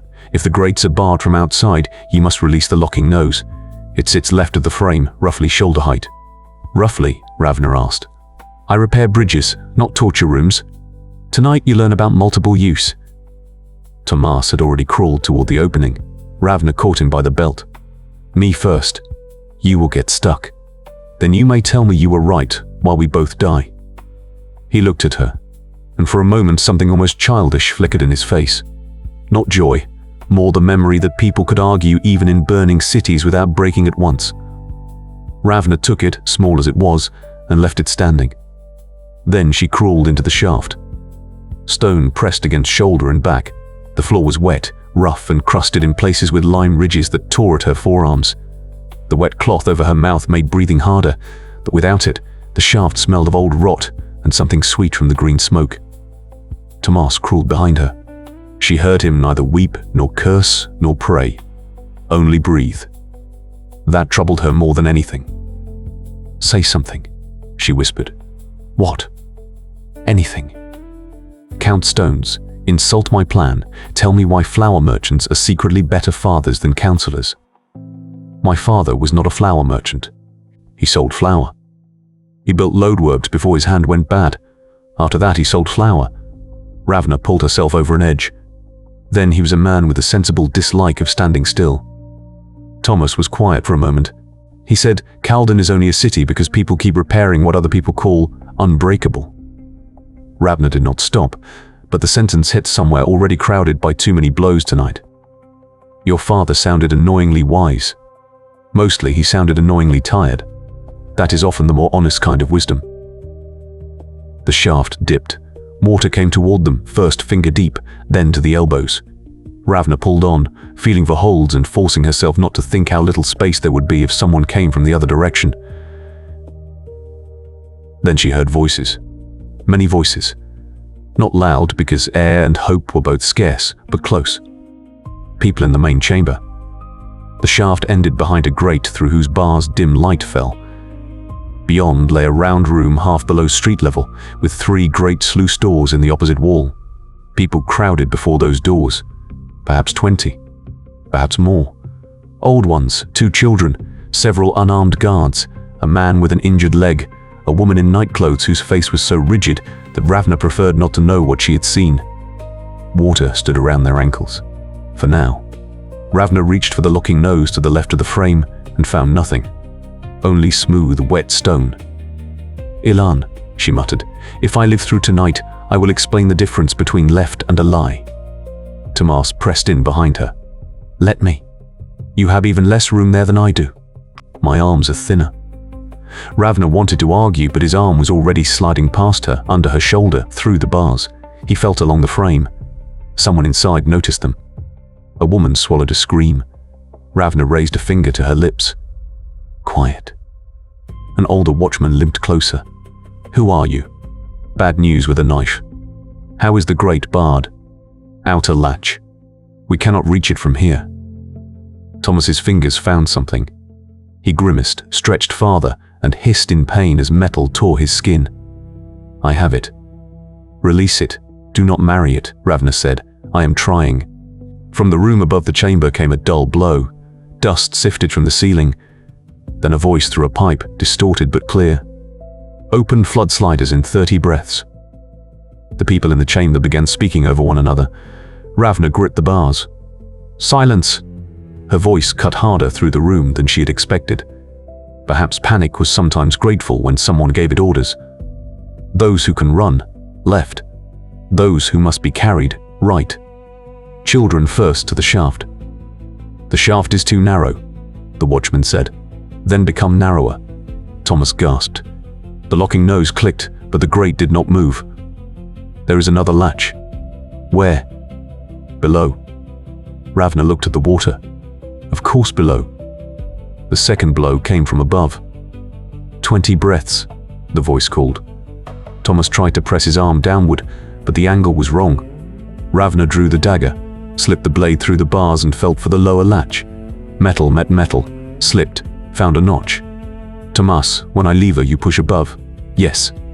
"Do not say yes if you are not ready." "I am ready." "Everyone is, until something breaks." She levered. The dagger bent. Tomas pushed.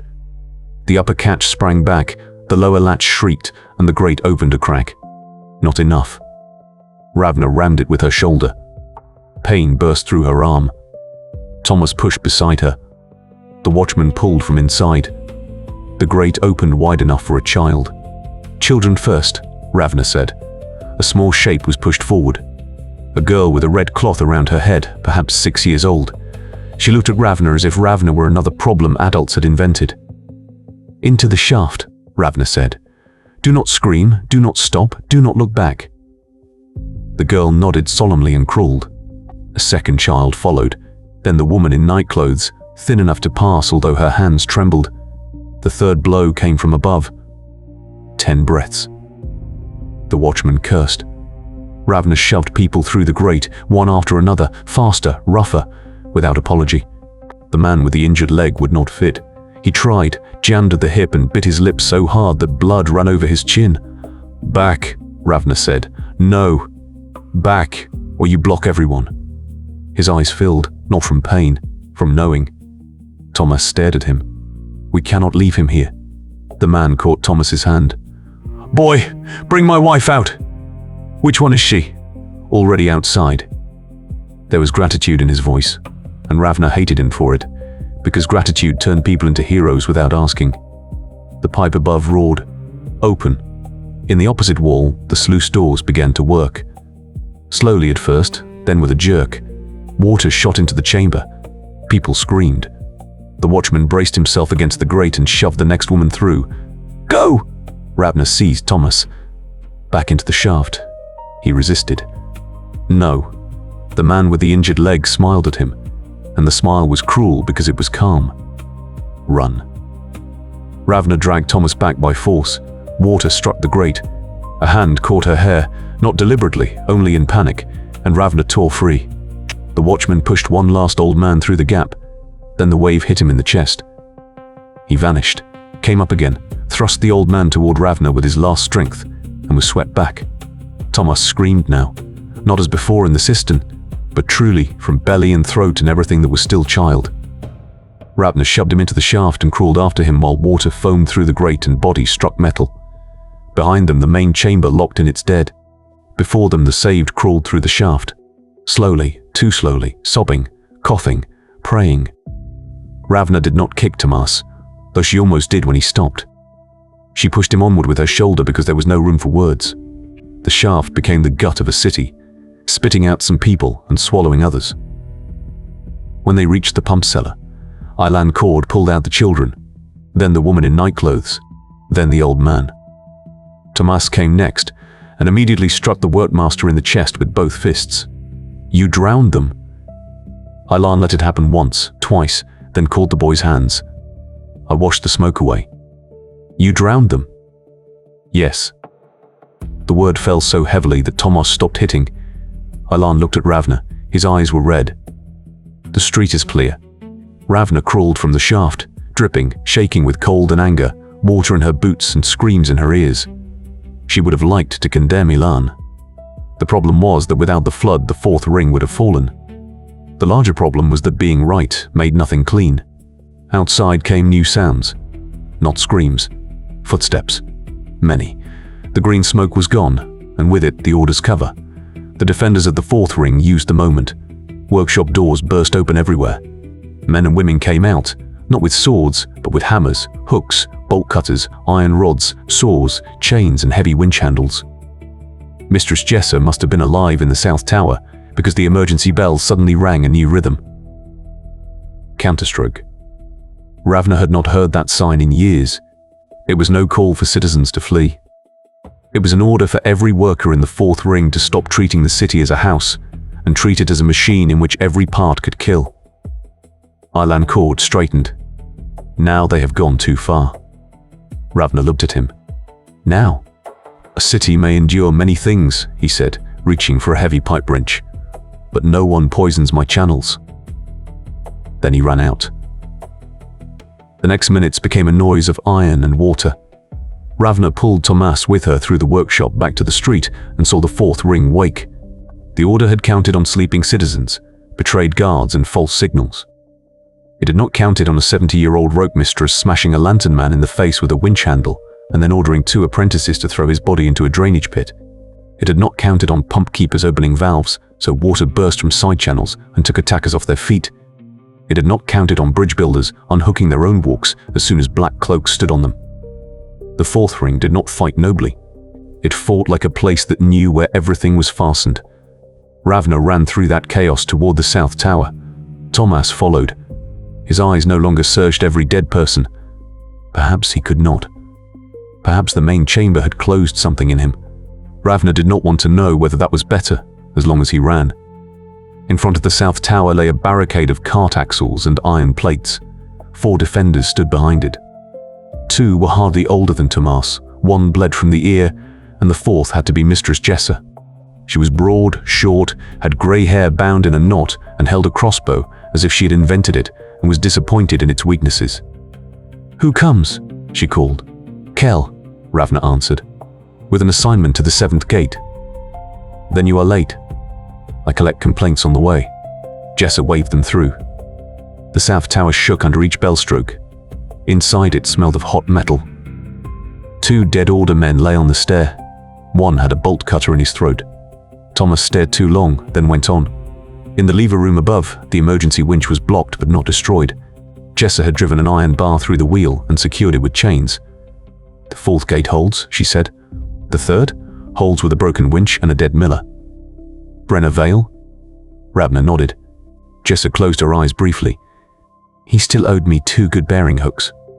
Tomas's face twisted. Ravna looked sharply at the mistress. Jessa met the look. What? Should I say he was a good man so the boy finally collapses? He knows that himself. Tomas looked at the floor. He told me to go home. Jessa stepped to him and put a hand on the back of his head almost as roughly as Brenna had. Then make sure there is still a home you will not want to return to later because everything there smells of him. Tomas drew an unsteady breath, but nodded. Jessa let him go and turned to Ravna. The road to the 5th gate is open above, not below. Streets are blocked, but the maintenance walks run over the foundry yards to the old coin bridge. Occupied, of course. How many? Enough that I would not send you if I had better people. That is almost kind. Do not get used to it. Ravna pointed at the gatework. Why did they hesitate so long here? Jessa looked out the window, where the 4th ring was driving the order out of the dip piece by piece. Because they did not come for the 4th gate. They only wanted through. To the 5th. Yes. Jessa drew a flat leather folder from beneath the table. Half an hour ago, a messenger came from the 5th ring. Dead, before he finished the 2nd sentence. He had this. Ravna opened the folder.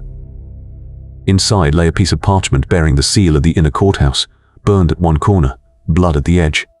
She read the few lines, and the air in the tower tightened. What does it say? Tomas asked. Ravna did not answer. Jessa did. The 5th ring let Maelor Veyn in. Tomas did not fully understand the name, but he understood Ravna's face. Willingly? By resolution, Jessa said. A partial council order under emergency law. The 5th ring declares the outer rings no longer defensible and grants the order passage to the inner archive, provided the store ring and the high houses are spared. Ravna did not crumple the parchment. She wanted to, but she did not. Evidence was more useful when you did not kill it in your fist. That is not a betrayal by a few people. No, Jessa said. That is administration. Outside the 4th gate bell rang counterstroke again. Farther in, the bell of the 5th gate answered. Not closure, not warning, reception. Ravna heard the tone and felt something old in her finally lose patience. Sira is there, she said. Probably. Jessa loaded her crossbow again. And Veyn. If he is clever, he waits at the 6th or 7th. He is clever. Ravna tucked the parchment away. Then that should make him nervous. Tomas raised his head. We go anyway. Yes. Through the 5th ring, although they opened it. Ravna looked at him. Especially because they opened it. Jessa led them onto the upper wall walk of the 4th gate. From there, Ravna looked back. The 4th ring still fought, and for the first time that night, the order looked as though it had to pay. Black cloaks retreated before workers who formed no clean lines but opened doors, threw hooks, turned water, and used every corner of their alleys like a tool. It would not be enough to win the whole night, but it was enough to buy time. Time had become the only currency in Kalden that had not lied. The maintenance walk to the coin bridge was narrow, high, and wet. Beneath it lay the foundry yards, where rain fell onto hot metal and steam rose from open halls. Some fires still burned in the furnaces, though nobody was casting. On the far side rose the 5th ring, cleaner, brighter, more orderly, with stone facades, administrative balconies, and the high houses of those families who seldom ran in Kalden, because they had people to run for them. Ravna knew this ring too well. Her old runner service had ended there. There, Maelor Veyn had once laid a hand on her shoulder and said the city would remember her loyalty. Later, she learned that cities had short memories when guilt was involved. Tomas stepped beside her. What happens at the 5th gate? Ravna looked at the brighter windows beyond the rain. People with clean hands will explain to us why dirty things were necessary. And then? Then we make them dirty. Jessa gave Ravna a small iron clamp and 2 thin fuses. For chains, not doors. If you blow doors with them, you insult my craft. I will try to destroy only tastefully. Do not lie to craftswomen. Ravna pocketed the things. Tomas received from Jessa a short hook with a leather loop. Not for fighting, Jessa said, for holding on. Someone who falls cannot avenge anyone. Tomas took the hook in both hands. Thank you. Jessa looked at him a long moment. Thank me later if you do not need it. Then something heavy struck the north tower behind them, and Jessa had already turned away. Run. Ravna ran. Tomas followed. The walk swayed beneath them but held. The 4th ring grew smaller and louder below, while ahead the fifth ring drew nearer, too bright, too quiet, too ready. Halfway across, Ravna did not stop, but slowed. At the coin bridge stood no lantern men, no black cloaks, no naked blades. Instead, 6 men in the green cloaks of the city administration waited there, crossbows in their hands and council marks at their chests. Behind them, the 5th gate was open. Not broken. Open. Warm light fell from the gatehouse. And in that light stood Maelor Veyn, and a man Ravna had not seen for 5 years. Maelor Veyn had grown older, but not enough. Silver lines touched his hair, his face was narrower, and his clothing was offensively orderly for a burning city. He wore no helmet, no visible armor, no hood. Only a dark cloak whose lining looked red in the light. At his belt hung a silver lantern. Not black. Silver. Ravna knew at once that it was worse. Maelor lifted a hand as if greeting a late acquaintance at a council session. "Ravna Kell," he called across the rain. "I had hoped you would come this far." Tomas whispered, "Is that the evil one?"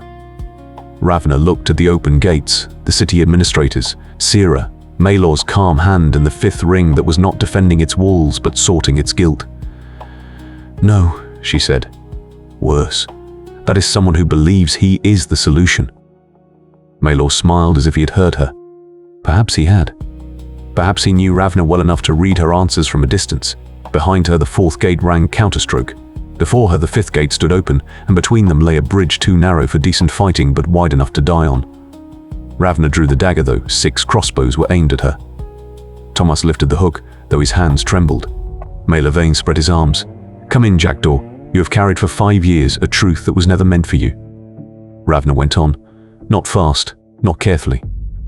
Step by step across the coin bridge while rain struck iron and Kalden burned beneath them. Maelor Veyn did not lower the crossbows as Ravna came across the coin bridge. That was sensible. He had always been a sensible man, in that polite, dangerous way where sense had nothing to do with kindness and everything to do with neatly sorted sacrifices. The 6 men in the green cloaks of the city administration stood spread out, 2 by the left rail, 2 by the right, 2 directly before the open gate. They did not aim at Ravna alone. 3 crossbows held her. 3 held Tomas. That too was sensible. The boy breathed through his teeth beside her, too fast, too shallow. But he stood and did not lift the hook higher, because he was slowly understanding that courage sometimes meant doing nothing stupid, while the body cried out for it. Maelor Veyn stood behind the green cloaks, a little to Maelor's side, close enough to appear an ally, far enough away to claim she still had choices of her own.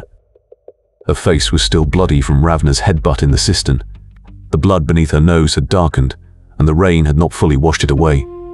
Ravna saw it and felt no satisfaction. That annoyed her. "You could have waited on the other side," Maelor called. His voice carried well across the bridge, calm, educated, almost warm. "Then I would not have had to greet you in the rain." Ravna stopped 3 paces before the crossbows. Below her, water rushed in the gap between the wall rings, and behind her lay the 4th ring with its fighting, bells, workshops, and dead. Ahead lay the 5th ring, bright, dry under projecting roofs, lamps burning in orderly rows, and people at the windows who did not scream but watched. That was worse than panic. Panic, at least, was honest. "I wanted to see whether you still speak as if someone had placed a council session in your mouth," Ravna said. Maelor smiled. "And worse. Now it sounds as if you minute yourself." One green cloak's mouth twitched, perhaps smothered laughter, perhaps nerves. Maelor merely lifted his hand a little. The man fell silent. No order, no threat, only a hand, and a grown man folded beneath it. Ravna remembered that. "You have not changed," Maelor said. "I have. Not where it matters." "You mean where you want something from me again?" "I want to give you something back." Ravna laughed briefly. It was not a pleasant sound. When people like you give something back, a hand is usually missing afterward. Maelor's gaze went to Tomas. "And you bring a child into a matter older than his name." Tomas flinched, as if the sentence had touched him. Ravna stepped half a pace in front of him. "He lost a father because your men wanted to open a gate that did not belong to them." Maelor looked at Tomas, and for a moment his face seemed genuinely affected. That was his most dangerous ability. Not simply lying, but the art of using feelings, while they might even be real. "Brenna Vale," Maelor said. a load worker, former bridge builder. I remember his petition over the injured hand.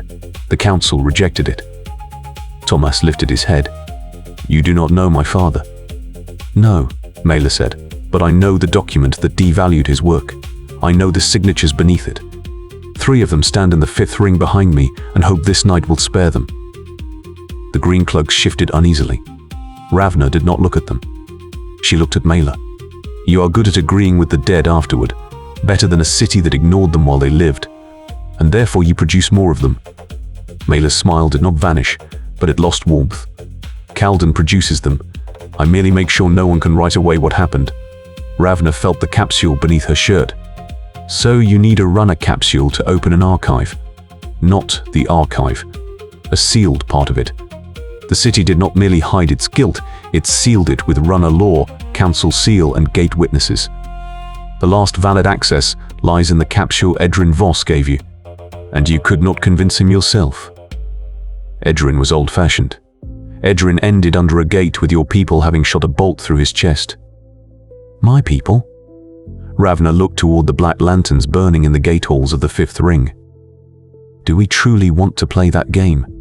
Not all who carry knives tonight act under my command. Then you are either less powerful than you pretend, or less innocent than you like to sound. Maelor lowered his head slightly, as if accepting the blow. Sira stood behind him still. Too still. Ravna knew that kind of stillness. Sira was not merely listening. She was searching for cracks. Perhaps in Maelor, perhaps in Ravna, perhaps in herself. The outer rings are burning, Ravna said. The 3rd holds only because of a broken winch. In the 4th, your tools drowned people in a flood chamber. Tell me again that this is about truth. It is about the end of a lie that made every one of those deaths possible. The dead become remarkably useful once one packs them into sentences. Maelor took a step forward. The crossbows followed Ravna's breathing. Falkenlied was not an evacuated village. It was a surrender. The name hung between them again, heavier than rain. Tomas looked from Ravna to Maelor, and Ravna realized the boy understood without knowing enough. That was dangerous. Half knowledge was a knife without a grip. Maelor went on, his voice not louder, though the ring around them seemed to quiet. Kalden negotiated then with landward border lords. Not publicly, not honorably. The council wanted to buy time, secure trade roads, protect the inner ring from a siege. Falkenlied lay on the wrong side of a map drawn by a councillor in a warm room. They promised protection, wrote evacuation orders, sent runners, priests and watch marks. Then they changed the route. The people of Falkenlied were not taken west. They were handed over to men whose names later vanished from the reports. Tomas whispered, Why? Maelor looked at him. Because a city with 7 gates sometimes believes it may decide who remains outside, even when those people have already asked to be let in. Ravna heard the water below the bridge. She saw again the capsule from then. Not this one. Another. Blue-black wax. 5th ring. Maelor as a young judicial envoy. A signature she was not allowed to read. An assignment she delivered in time. Afterward, closed doors. Afterward, empty places in the refugees' court. Afterward, Sarah not meeting her eyes. And you knew it then, Ravna said. Not asked, said. Maelor looked at her for a long while. Not all of it. How convenient. Enough to be guilty. That struck differently than Ravna had expected. Maelor did not avoid the word. He laid it before him, clean, open, almost proud. Afterward, I tried to open the files. The council locked them. I sought witnesses. They disappeared. I went to the gatekeepers. They invoked seal law. I went to the families of the outer rings. They had rumors, but no proof. The Order of the Black Lantern was the first to give me men who did not fear council names. The Order gave you men because you promised them a gate. Maelor's gaze remained calm. I promised them truth. No, Ravna said. You promised them access. That is the difference men like you notice only after someone else is already inside the archives. Maelor fell silent. For the first time, not as effect, but because he needed an answer and had none clean enough. Sarah looked at him, only briefly. But Ravna saw it. The crack was there. Small, dangerous, not yet wide enough. One of the green cloaks cleared his throat. He was an older man with a heavy chin and a council sign sitting crookedly, as though he had put it on in haste. Lord Veyn, we had an agreement. The runner was to hand over the capsule, and then the fifth ring would not be drawn further into combat. Maelor turned his head. City Clerk Pell. The man froze. Yes. Be silent. Pell fell silent, but naked fear stood in his face. Ravna looked between him and Maelor. There it is, the lovely truth. The fifth ring did not capitulate. It negotiated. Maelor did not answer quickly enough. Pell did, because fear bored foolish holes in people. We secured the supply stores. Without us, this city starves if it sees morning. Of course, Ravna said. And your houses just happen to stand directly behind the secured stores. Another green cloak, younger, with a reddish beard, aimed his crossbow more firmly at Tomas. Give the capsule, and the boy may go. Tomas stiffened. Ravna did not look at him, so he would not believe her gaze could protect him. You aim at a child, and speak of permission. How long did you practice for that courage? The man's face reddened. His finger tightened on the trigger. Sarah moved barely visibly. Her knife was suddenly in her hand, not against Ravna, against the crossbowman. Not at the boy, she said. The man looked to Maelor. Maelor did not raise his hand. The silence was decision enough. Sarah, he said calmly. He lowers the weapon. Then tell him. Maelor looked at the crossbowman. Lower. The man obeyed, but only a little. Ravna took the moment into herself. Maelor did not command Sarah completely. Sarah did not obey him completely. The fifth ring followed Maelor out of fear and advantage, not loyalty. The order was not gathered here but distributed. Everything stood under tension. That was a possibility, not a good one. Good possibilities had died early tonight. Ravna slowly raised her hand to her chest. Every crossbow adjusted. She did not draw the capsule. She drew the half-burned parchment from the fourth ring. Before I hand over anything, I want to know who opened the fifth ring. Pell made a strangled sound. Maelor recognized the parchment, and his face changed by a hair. That is unnecessary, not for you. Ravna unfolded the parchment and read aloud before anyone could stop her. Under emergency law, for the protection of supply, coin and archive goods, limited passage to the sixth gate is granted to envoy Maelor Veyn, provided the outer rings are no longer deemed defensible. She lifted her eyes. Signed by City Clerk Pell, Chamber Mistress Rhoda Voust, Judge Anselm Greif, and 3 further names, currently shy because of blood and fire. Behind the windows, people moved. The fifth ring had been listening. Of course it had. The fifth ring always listened when guilt was involved, so long as someone else spoke. Pell went white. That is a military resolution. No, Ravna said. It is a receipt. Maelor stepped forward. Ravna, not now. You do not know what you are unleashing. I am unleashing nothing. I am reading. Truth was your handsome cloak for the night, was it not? Sarah no longer looked at Maelor but at the windows. People stepped from behind curtains. Servants, scribes, children, old women, armed housemen. They had believed the fifth ring was spared because it was clever. Now they heard it had been meant to be spared because some of its names had been willing to declare other rings lost. That was not liberation. That was an accounting, and it did not begin where Maelor had planned. City Clerk Pell lost his nerve. Will you shoot already? 3 crossbows rose. Ravna threw the parchment into the air, not as a distraction for clever men, but for guilty consciences. The red-bearded crossbowman glanced up. Tomas jerked at the bridge rail with Jessa's hook.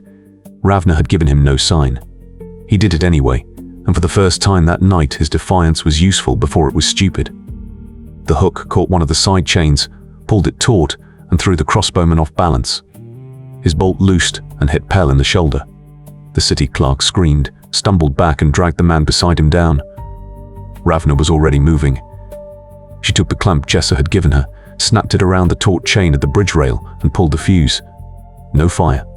No bang. Only an ugly screech as the clamp ate shut and broke the old link. The right side of the coin bridge sagged. People screamed. Crossbows fired too high, too low, into each other. One green cloak went over the rail and vanished between the rings. Ravna grabbed Tomas by the neck and jumped forward, not back, because behind them lay open bridge, water, and order. Sarah came toward her, this time not to stop her, but to knock away the arm of a lantern man emerging from the gatehouse with a black glass sphere aimed at Tomas.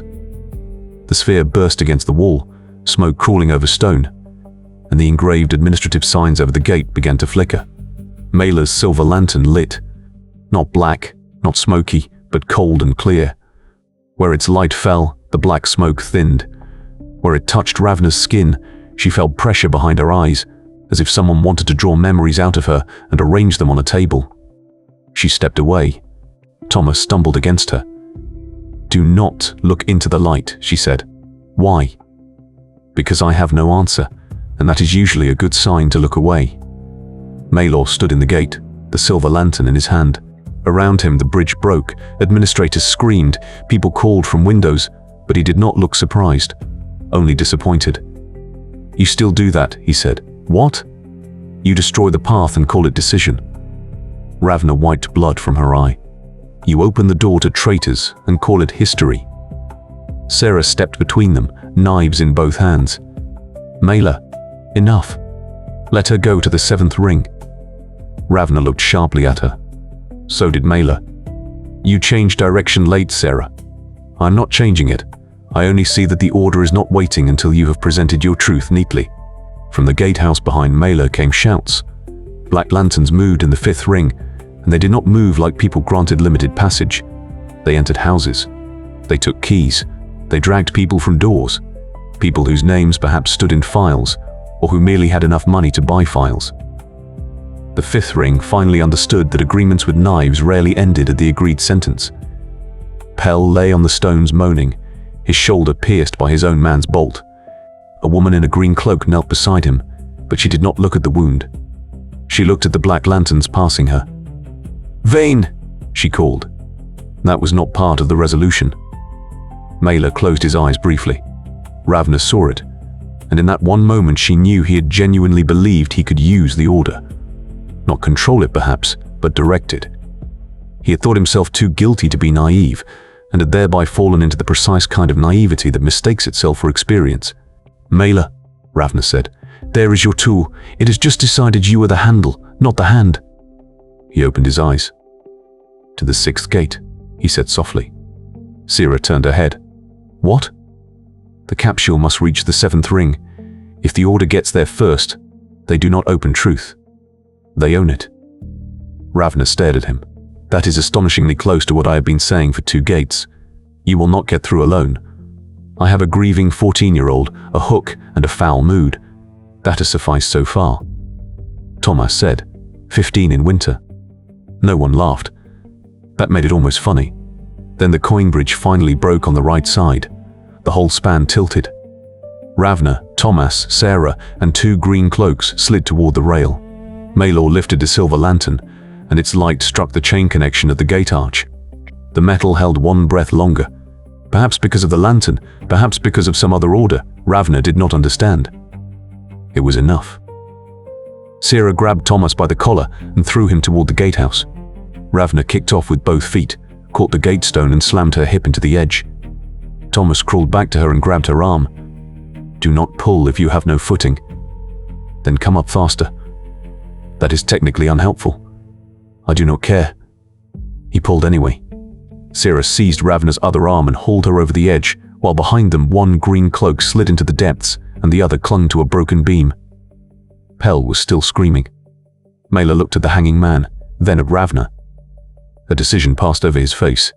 Not slowly. Not dramatically. Simply there. He did not throw the silver lantern to the man. He kept it, turned, and went into the gatehouse.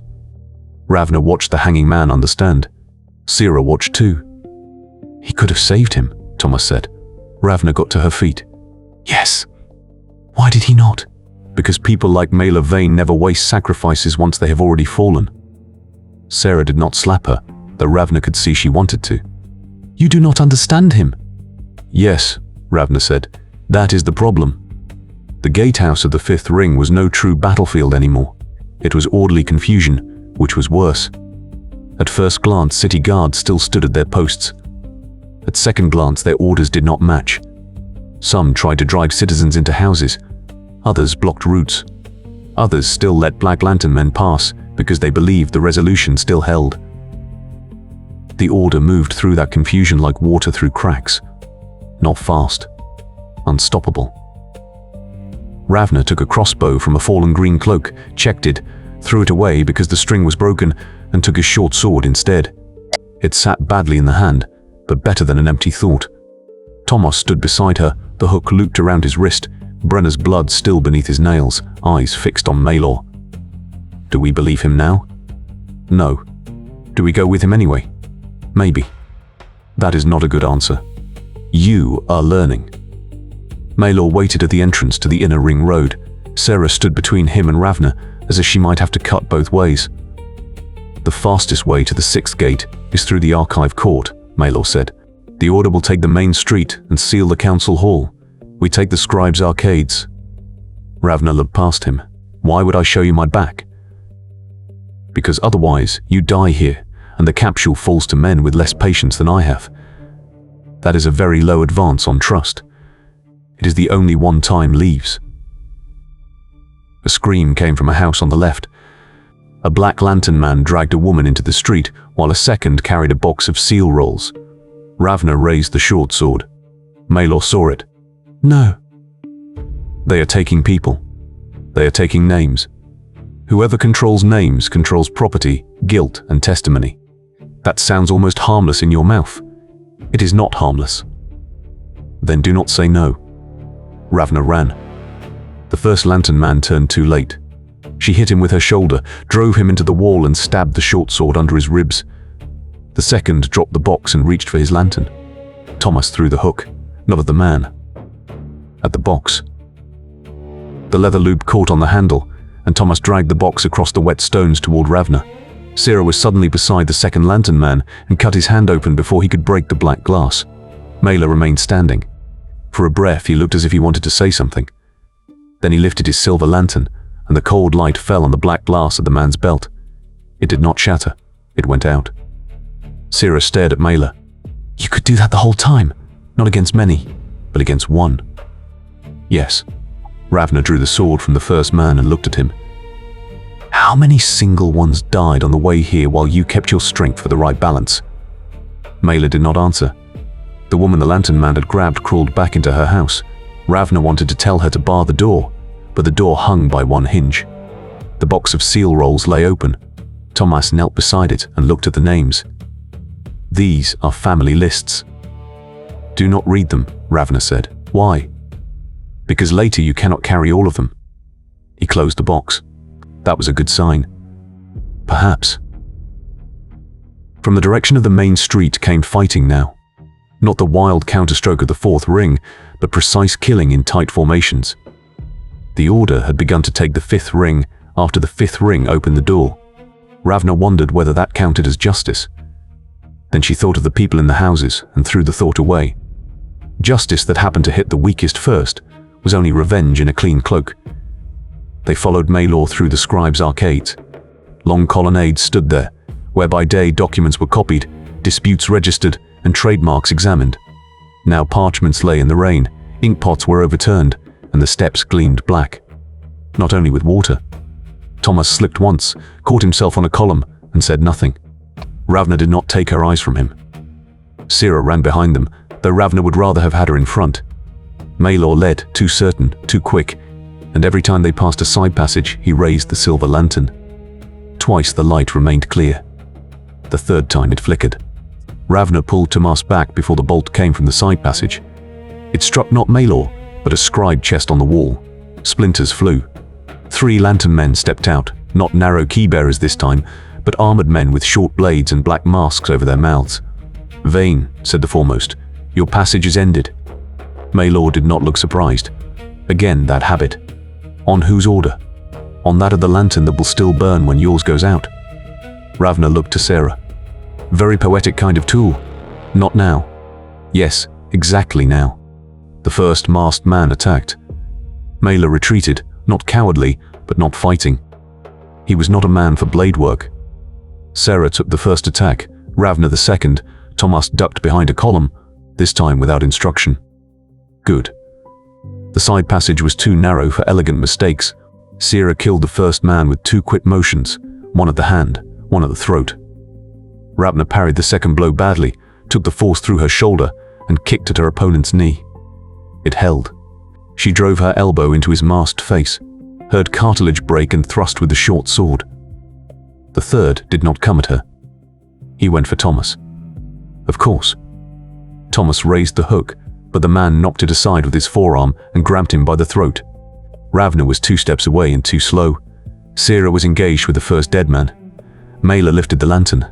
The silver light fell on Tomas and the masked attacker. The man froze. Not long, but long enough for Tomas to hook the leather straps of the mask and pull. The mask shifted, the man gasped, and Ravna's sword struck his side. He fell against the column. Tomas slid away from him, coughing, a red mark at his throat. Maelor lowered the lantern. His face had grown paler. The light cost him something. Not enough, Ravna thought. Not yet. Thank you, Tomas said hoarsely. He did not know to whom. No one accepted it. A small black sphere rolled from the dead masked man's hand across the stone. Ravna saw it and threw herself over Tomas. Sira dragged Maelor aside. The sphere did not break with fire, but with silence. For one instant, the world was without sound. No rain. No breathing. No distant battle. Then pressure struck through the arcade. Column dust fell. Parchments whirled. Ravna lay over Tomas, her ears full of nothing. When sound returned, it came wrong, thin and far away. Sira knelt by a column, blood at her temple. Maelor sat on the floor, the silver lantern clutched to him. The side passage had partly collapsed. One masked man lay under it. The other did not. Ravna sat up. Tomas? The boy moved his lips. She heard nothing. Then his voice arrived, delayed. I think I hate gates. Good development. He coughed and sat. His throat was red, not broken. Ravna helped him up. Sira stood too, a little unsteady. Maelor took longer. He noticed and disliked it. On, he said. The 6th ring will close the seal if it recognizes the false signs. Ravna looked at him. It will close even if we are still outside. If someone sensible commands there, yes. Then we hope for stupidity. In Kalden, that is rarely a scarce resource. Ravna almost smiled. Maelor saw it, and for one brief, dangerous moment, there was the man from before, the one who had understood a tired runner's joke in a quiet courthouse corridor. Then she heard Brenner's last words in her head, Edrin's blood under the portcullis, the main chamber of the 4th ring, and the moment died properly. They reached the archive court as the 5th ring truly began to burn. Not everywhere. Precisely. The order set fire to the houses of those who kept lists and to the storehouses of those who believed lists could save them. People now fled from the beautiful doors in nightclothes, carrying jewel boxes, children, bundles of records, and faces that understood for the first time that walls had no moral rank. In the archive court stood a fountain with 7 stone bowls, 1 for each ring. Ravna had hated it once, because children from inner families threw coins into the outermost bowl and wished the city strong without ever stepping into the outer streets. Now the outermost bowl was broken. Perhaps by fighting. Perhaps by chance. Perhaps Kalden did have some sense for images tonight. At the far end of the court rose the 6th gate, narrower than the others, higher, with 2 smooth towers of pale stone and a full-work not built for wagons, but for control. The 6th gate divided the administrative ring from the ring of judges, temples, and old houses. Beyond it lay only the 7th ring with archive, inner watch, and that core of the city which many citizens never saw, though they supposedly lived for it. The 6th gate was closed. Archers of the city stood on the wall walk, good ones, calm ones. Their arrows pointed at Ravna, Tomas, Sira, and Maelor. Above the gate burned no false light, no black lantern, not yet. A voice called from above. Names and assignment. Maelor stepped forward. Lord Maelor Veyn, envoy of the inner court, with runner capsule on the way to the 7th archive. Ravna stared at him. You do not have the capsule. But the sentence may buy us 10 heartbeats. From above came another voice, older, female, hard enough to cut stone. Maelor Veyn has no valid right of passage. The 5th ring has fallen. Everyone before this gate lays down weapons and lanterns. Maelor closed his eyes. Captain Orsa. Ravna lifted her head. Orsa. She knew the name. Orsa Tan, former captain of the Inner Night Watch, famous for executing orders only after examining with her own hands whether the order should outlive its giver. Edrin had respected her, so she had to be intolerable. "Captain," Ravna called. "Ravna Kell with sealed capsule of the 7th gate. Edrin Voss is dead. The 1st, 2nd and 5th gates were opened from within. The 3rd and 4th hold damaged." For a moment, no one answered. Then Orsa Tan said, "Proof." Ravna reached under her shirt and drew out the capsule. Blue wax, wet, bloody, unbroken. Sira saw it. Maelor saw it. Tomas saw it. From the gate, still more arrows fixed on it, as if truth could be shot before it became troublesome. "Hold it up," Orsa called. Ravna raised the capsule. Then from a door to the left of the archive court stepped a man in a black mask carrying a long lantern of dark metal. He was taller than the others, and his lantern burned not black but colorless, as if someone had cut a hole in the air. Sarah cursed. Maelor became completely still. "Down!" Ravna shouted, without knowing why. The colorless light did not strike her. It struck the 6th gate. For one breath, all bell tones of the city vanished. Then the full work of the 6th gate opened from inside. Not fully. Only a crack. But enough that everyone on the wall walk lost the order that had just held. Arrows loosed. Some struck the court. One hit a greencloak who had fled the 5th ring. One hit Sira in the upper arm. One grazed Ravna's neck so closely that heat ran over her skin. Tomas threw himself against her and dragged her behind the fountain. Maelor lifted his silver lantern against the colorless light, and for the first time, Ravna saw real fear in his face. Not for himself, for what he had understood. "What is that?" she called. "The first lantern," Maelor said. His voice was hoarse. "It should not be here. I love sentences that begin after it is too late." The man with the colorless lantern raised his hand, and from the side passages of the archive court more masked figures came. Not the simple key bearers, not the restless tools. These were men and women in dark, close-fitting armor, without marks except small silver cuts on the gloves. The true order, Ravna thought. Not Maelor's guilty, not Sira's lost. The knife in the heart of the knife. Above the 6th gate, Orsa Tan shouted commands. The archers recovered, fired, hit 2 masked attackers, but the first lantern raised its colorless light, and the arrows lost some of their intention in flight. Some fell too soon. Others struck stone, although they should have struck flesh. Maelor's silver lantern flickered. "They are taking the gate," Sira said, pressing a hand to the arrow in her arm. "No," Ravna said. "They are opening it a crack. We take the crack." Tomas looked at her. "That is your plan. Its advantage is that all the others are worse." Maelor stood slowly. "If the first lantern is here, the Order does not merely want to open the capsule, it wants to break seal law. Explain while running. If they do that, every sealed assignment in the city belongs to them. Past, guilt, property, testimony. Everything. Then explain faster while running."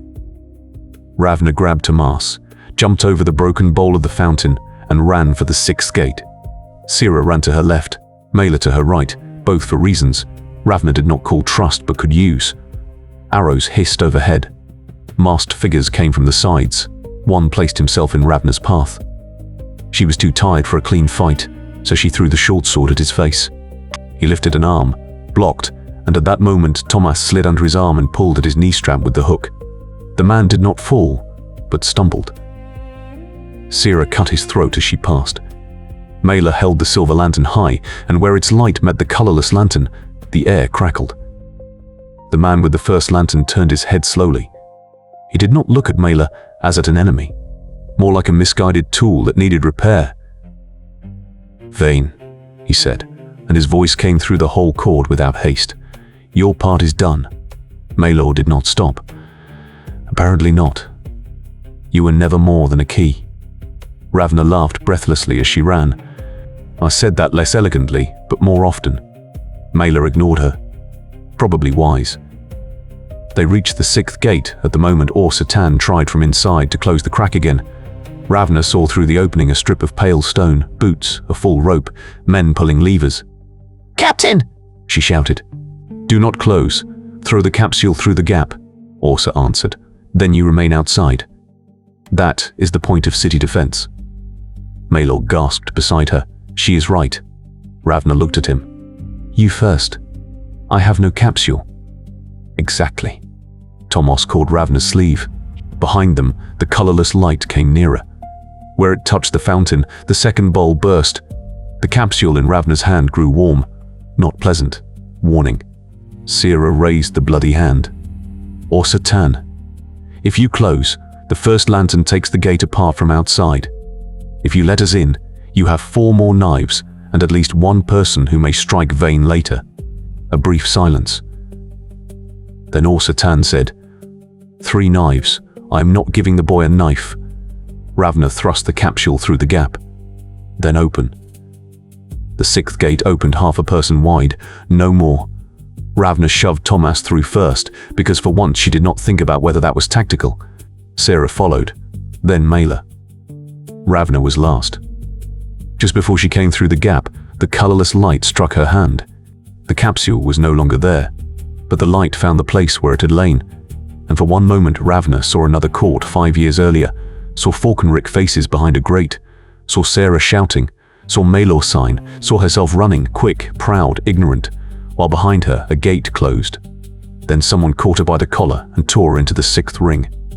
The gate fell shut behind her with a thunderclap. Ravna hit pale stone, rolled over her shoulder and ended on her back. Above her stood a woman with a grey braid, scars on her chin, and a look that had never asked permission. In one hand she held the capsule, in the other, a long knife. "Ravna Kell," said Orsa Tan, "you were late." Ravna coughed, tasting blood and rain. "Popular tonight?" Orsa looked at Maelor, then Sira, then Tomas. "And you bring traitors, judges, and children to my gate. I collect what Kalden leaves over." Orsa Tan bent slightly. "Then get up. The 6th ring does not fall by itself, and the 7th opens only if someone lives to carry this capsule there." Ravna sat up. Behind the gate, the first lantern struck stone, not loudly but deeply, as if taking from the gate its own name.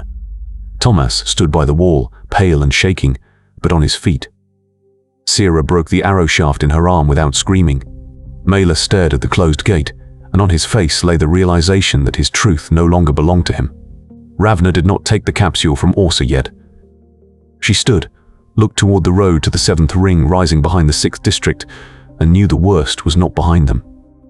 It had only finally shown its true name. The 6th ring was the first place that night that did not immediately look like war, and that was precisely why it felt wrong. No market stall lay overturned on the paving, no workshop threw its doors open, no people ran through the streets with bundles, children, or bloody hands. The houses stood clean and tall, with dark windows, narrow doors, and stone crests above the lintels. Between them lay small temple courts, judges' gardens, writing chambers, and the old residences of those families that did not rule Kalden because they sat on council benches, but because their names had been in the walls before most other citizens were ever called citizens at all. The rain fell more quietly here, not because it had weakened, but because the roofs were broader, the gutters better built, the courtyards set farther back. Even a storm had to behave in the 6th ring. Ravna hated it again at once. Orsa Tan led the way, the sealed capsule in her left hand and the knife in her right. She wore no parade uniform, only a dark watch cloak over mail, and her boots made no unnecessary sound on the pale stone. Behind her walked 4 inner guards, all with bows, short blades, and faces that would not offer comfort if someone fell. Ravna followed with Tomas at her side, Sira a little behind them, Maelor Veyn farther back, flanked by 2 guards who did not trust him and were wise enough to show it. Behind the closed 6th gate, the first lantern struck the stone again. The blow was not loud, but it went through street, ribs, teeth, and memory, as if it did not mean to break the gate, but the reason it had ever been closed. Tomas looked back over his shoulder. "How long will that hold?" Orsa answered without turning around. "Longer if no one asks stupid questions." Ravna nodded once. "I like her." "I do not like you," said Orsa. That was not a condition. Sira pressed a hand to her upper arm, where the arrow shaft had been broken off. Blood ran between her fingers, not in streams, but steadily. Ravna saw it, said nothing, and hated herself for seeing it. Sarah noticed the look. "Save it." I said nothing. "You are silent, louder than other people's scream." Maelor walked behind them very quietly. The silver lantern hung again at his belt, but its light flickered more weakly than before. He had spent more strength in the archive court than he wanted to show. Ravna might have found that reassuring if she had been sure exhausted men became less dangerous. Experience told her otherwise. Exhausted believers did not become harmless. They only became easier to offend when the world stopped obeying them. Orsa led them through a narrow passage between two courthouses. Names were carved into the walls. Not the names of heroes, but the names of judgments: border law, inheritance law, blood law, city law, runner law. Each law had its own tablet, and every tablet was full enough to remind anyone passing that Kalden did not merely build its order. It made order permanent. Tomas read as they passed, until Ravna tugged him gently onward by the collar. "Do not stop. That says runner law. That says many things that pretend to be cleaner because someone carved them into stone." Orsa stopped at a low door and signaled to one of the guards. "We take the judge's passage. The main road to the 7th gate is too open. If the first lantern takes the 6th gate, it will send its people up the broad stair and through the temple courts. The judge's passage runs under the old chambers and ends behind the Hall of Oaths." Maelor raised his head. "The judge's passage is sealed." Orsa looked at him. "For people like you. I was an envoy of the inner court. And now you are a man who brought an order into my city. I did not bring it in to lose the city." Orsa's face did not move. That must be a comfort to the dead, once they read it in the files. Ravna saw Maelor's mouth tighten. Not anger. Not yet. But something beneath it was working. The door opened onto a stair that led steeply downward. Cold air met them, dry and dusty, nothing like the wet pressure of the underways. The judge's passage had not been built for escape. It had been built for secrecy. Below lay a long corridor of grey stone, with niches on either side. In each niche stood an old metal case. Every case bore 3 seals: council, court, gatewatch. Ravna felt Maelor slow behind her. Sarah felt it too. "Not even now," she said under her breath. Maelor did not answer. Orsa heard it anyway. "Anyone who touches a case loses a hand. Anyone too important for that loses 2. "Those are sealed testimonies," said Maelor. "Those are evidence." "Those are reasons why people die," said Orsa. "Some because they are missing. Some because men like you believe they must all be opened at once." Maelor stopped. The guards raised their bows at once. Ravna turned. The corridor was narrow, and every hesitation in it was a trap one set for oneself. Maelor looked at the cases, but not greedily. Sadly. That almost made Ravna angrier. "You do not understand," he said. "The 7th ring did not only seal Falkenlied. There are decades in here. Vanished settlements, falsely declared plagues, executions without names, trade agreements for which families were sacrificed, families no one in these rings knew. These cases are not order. They are skin over a wound that rots beneath." Orsa stepped in front of him. She was shorter than he was, but no one in the corridor would have taken that as an advantage for Maelor. And he decided to cut the body open while it burned. When else? When you have enough people left to sew afterward? Ravna looked at Sarah. Sarah looked at the floor. The arrow in her arm had to be burning, but it was not the only pain in her face. "Maelor," she said, "you told me the order would only break the seals." "That was the agreement." "No, that was your hope." He looked at her, and the hurt in his face was almost insulting. "You think I used you?" Sarah laughed once, very softly and very bitterly. "I think I let myself be used because you showed me a guilt large enough to make everything else look small." The next blow from the first lantern went through the passage. Dust sifted from the joints. In several niches, seals cracked. Not all. Enough to unsettle Orsa's guards. Orsa lifted the capsule. "Move." Maelor did not take a step. If the first lantern takes the 6th gate, it reaches this passage. If it reaches this passage, it does not merely open the archive. It breaks the road to it and takes everything it finds. "Then run," said Ravna. "Or stand in its way with a speech. Perhaps it will die of boredom." Maelor's eyes snapped to her. "You make it easy for yourself." Ravna went to him, slowly enough that the guards would not shoot. I have not made anything easy for myself since the first gate. I leave people behind so others may perhaps not die. I drag a boy through a city that took his father from him within an hour. I listen to you, though every sentence you speak lays a clean cloak over a dirty decision. Do not mistake my poor taste in words for ease. Tomas stood motionless beside one of the niches. His gaze moved from Maelor to Ravna, then to the cases. Falkenlied, he said suddenly. Everyone looked at him. His voice was raw from smoke and from all he had screamed. If what happened is really in there, then it has to come out. Ravna wanted to answer, but he went on. Not now, not so the order can take it, but later.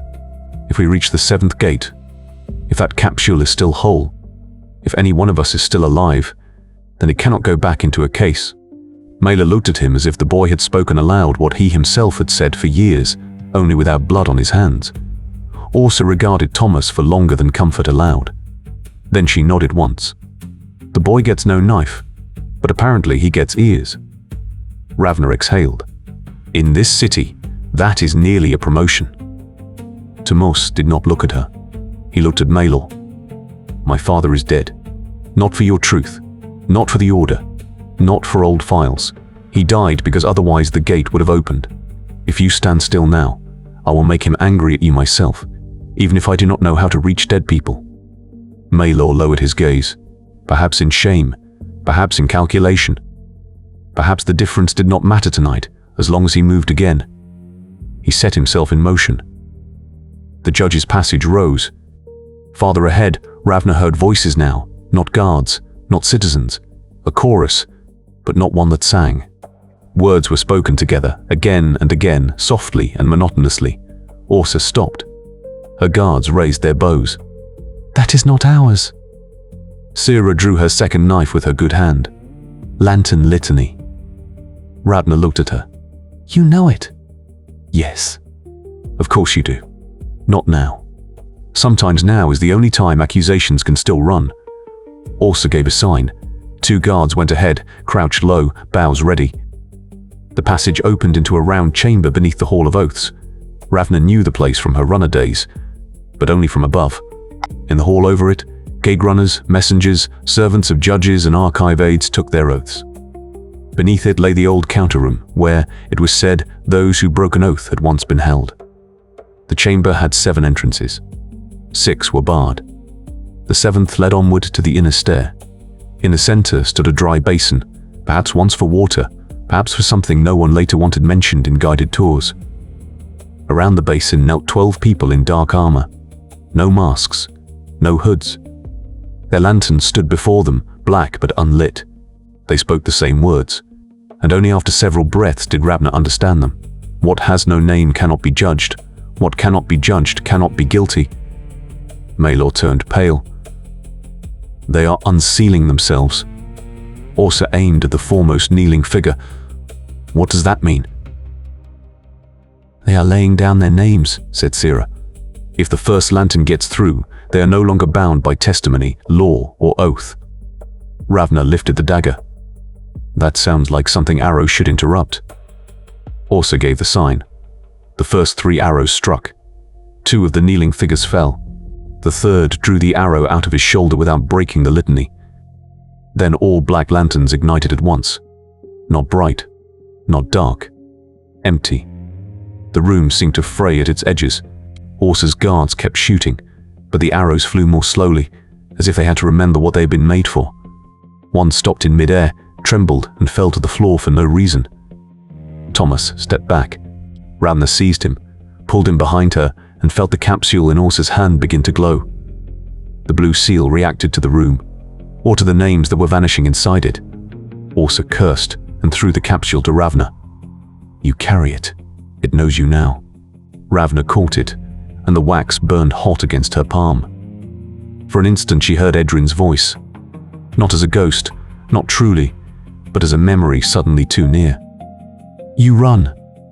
To the stair, Ursa shouted. We hold the chamber. You hold nothing if those things keep eating names, Ravna shouted back.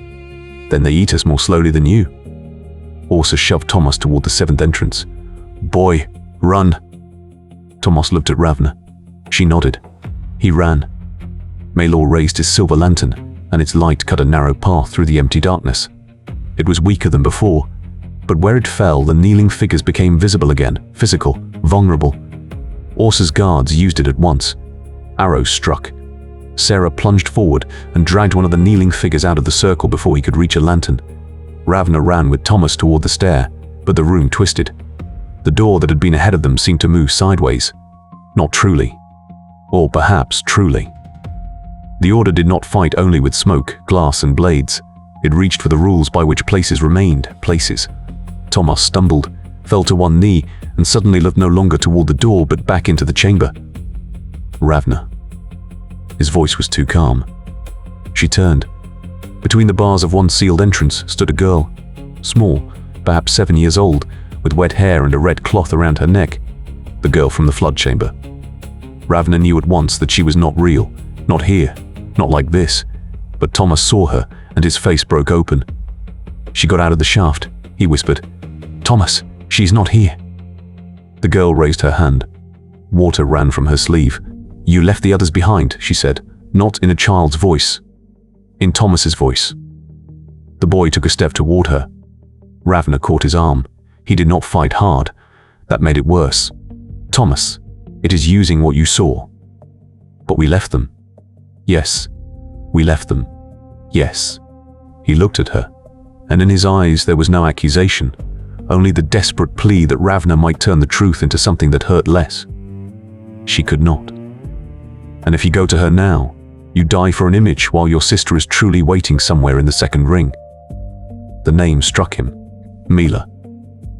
Not spoken aloud, but there. Tomas gasped as if he had received air back. The girl behind the bars twisted her mouth.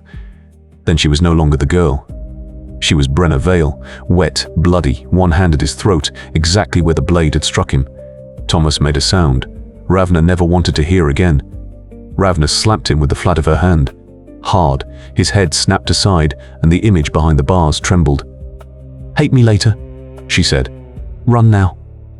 Tomas looked at her, cheek red, eyes full of tears, but this time his gaze stayed on her, not on the image. He nodded. Then he ran toward the stair. Ravna followed. Behind them, the chamber broke into combat. Orsa Tan stood in the empty light and shot arrow after arrow until her bow split. Then she drew the long knife. Her guards fell one after another, not cleanly, not at once, but in a tangle of blades, false images, and lantern light. Maelor stood at the rim of the basin, the silver lantern high above his head, both hands closed around it as if he held an animal that wanted to bite him. The light became narrower, but harder. Sira fought in his light, and Ravna suddenly understood that Sira was not protecting Maelor. She was protecting the corridor of light so Ravna and Tomas could reach the stair. Sira! Ravna shouted. Sira did not look back. Run, Jackdaw! Ravna hated the old name in her mouth. Hated how familiar it sounded. Hated that she might be hearing it for the last time. She seized Tomas and shoved him up the stairs. The ascent was steep, narrow, and covered with old oath marks. The capsule in Ravna's hand grew hotter. Below, someone screamed. Orsa, perhaps. A guard, perhaps. Then came a sound that was not human, although humans made it. The litany tore apart and became many voices that shared no name. Maelor's light flickered. Ravna looked over her shoulder. The first lantern was in the chamber. The man with the colorless lantern stood in the entrance, which the sixth gate could not possibly have yielded so quickly, and behind him the room was no longer the same. His lantern took depth from the walls and faces from the dead. Orsa Tan threw herself at him. She was bleeding, knife in both hands, and she actually hit him. The blade cut across his cloak, tearing cloth and perhaps flesh, but the colorless light fell on her. Orsa stopped, not because she wanted to, because her body forgot the command to continue. The man touched her forehead with 2 fingers. For one breath, Orsa's face lost every expression. Then Sarah shot out of the light corridor and drove both knives into the side of the man with the first lantern. Not deep enough to kill him. Deep enough to tear the light away from Orsa. Orsa fell. Maelor's silver light returned, and Ravna saw Sarah truly fall for the first time. The man with the first lantern did not strike her. He only raised the lantern. The colorless light hit Sarah in the chest, and she sank to her knees as if someone had pulled the name from her bones. Ravna was running down the stairs again before she knew she had moved. Tomas shouted something behind her. Maelor called her name. Sarah lifted her head. No. Ravna jumped 2 steps, dagger in hand. The chamber twisted around her. She saw Sarah on the training roof, Sarah in the rain, Sarah 5 years earlier with a lie in her mouth, Sarah in the cistern, Sarah behind the bars of the second gate. All at once. The first lantern turned toward Ravna, and the capsule in her hand burned so hot she nearly let go. Then Åsa Tan threw herself from the floor against Ravna's legs and brought her down. Not to her, Åsa forced out. Blood ran from her mouth. To the gate. Ravna hit the stairs hard. She wanted to shove Åsa away, but the old captain held her with a strength made of nothing now except command. She is buying time. She is dying. Yes. That yes was crueler than any comfort. Ravna looked to Sarah. Sarah knelt in the colorless light, but her eyes were clear. She looked at Ravna. Not at Maelor. Not at Åsa. Ravna. Then she reached with her good hand for the black lantern of a fallen member of the Order, drew it to herself, and smashed it against the rim of the dry basin. Black smoke shot out and met the colorless lantern. The 2 lights did not consume each other. They tore at each other. The chamber howled. Maelor's silver lantern flared one last time, so bright that Ravna saw the bones of her own hand as shadow. Ravna! Sarah cried. Falkenlied was not your fault. The sentence hit worse than any bolt. You never told me. Sarah smiled, and it was not a good smile. It was full of blood, regret, and 5 years too late. I was a coward. Then she thrust the broken black lantern with both hands into the colorless light.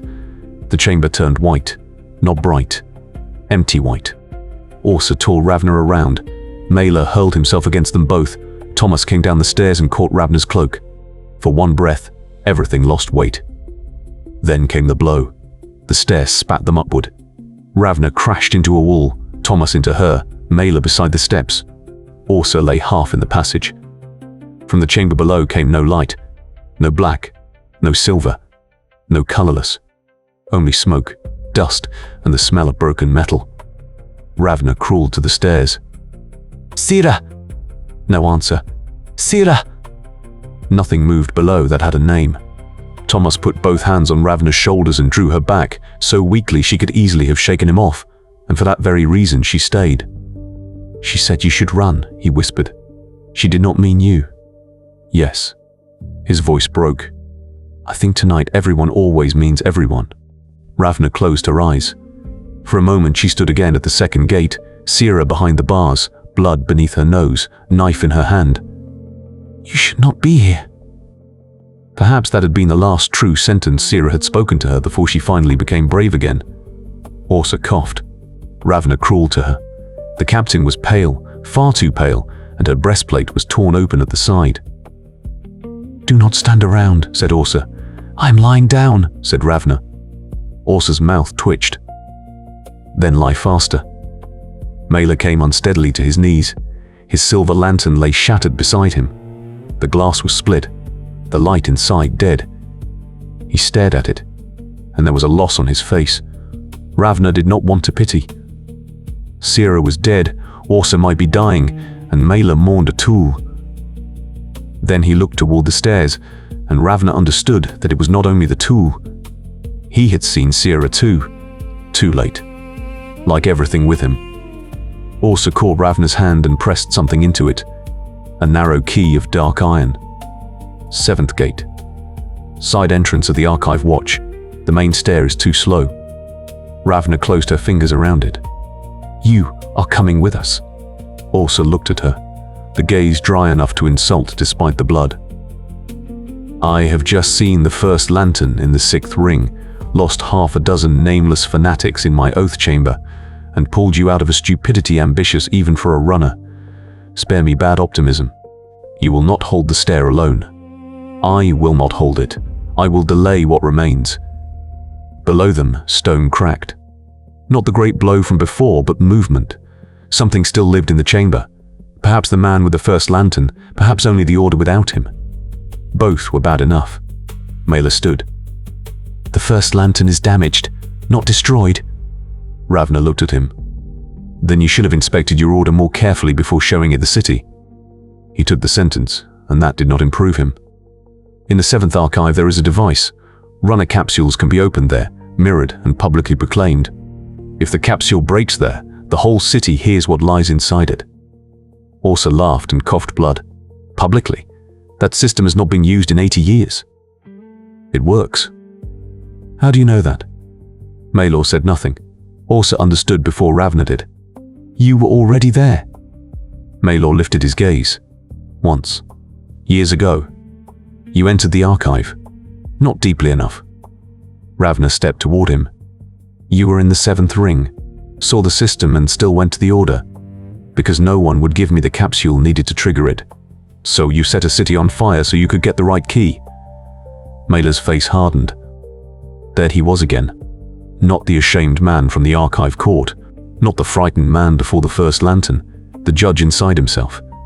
A city that delivers people to preserve its order has no right to demand that order protect it.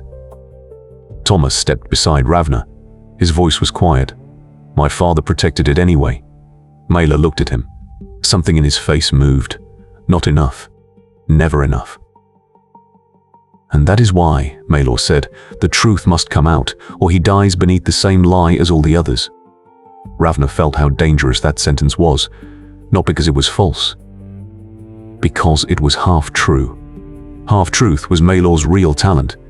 He took something that was right and built from it, a bridge over people drowning below. Orsa dragged herself upright against the wall. Kell.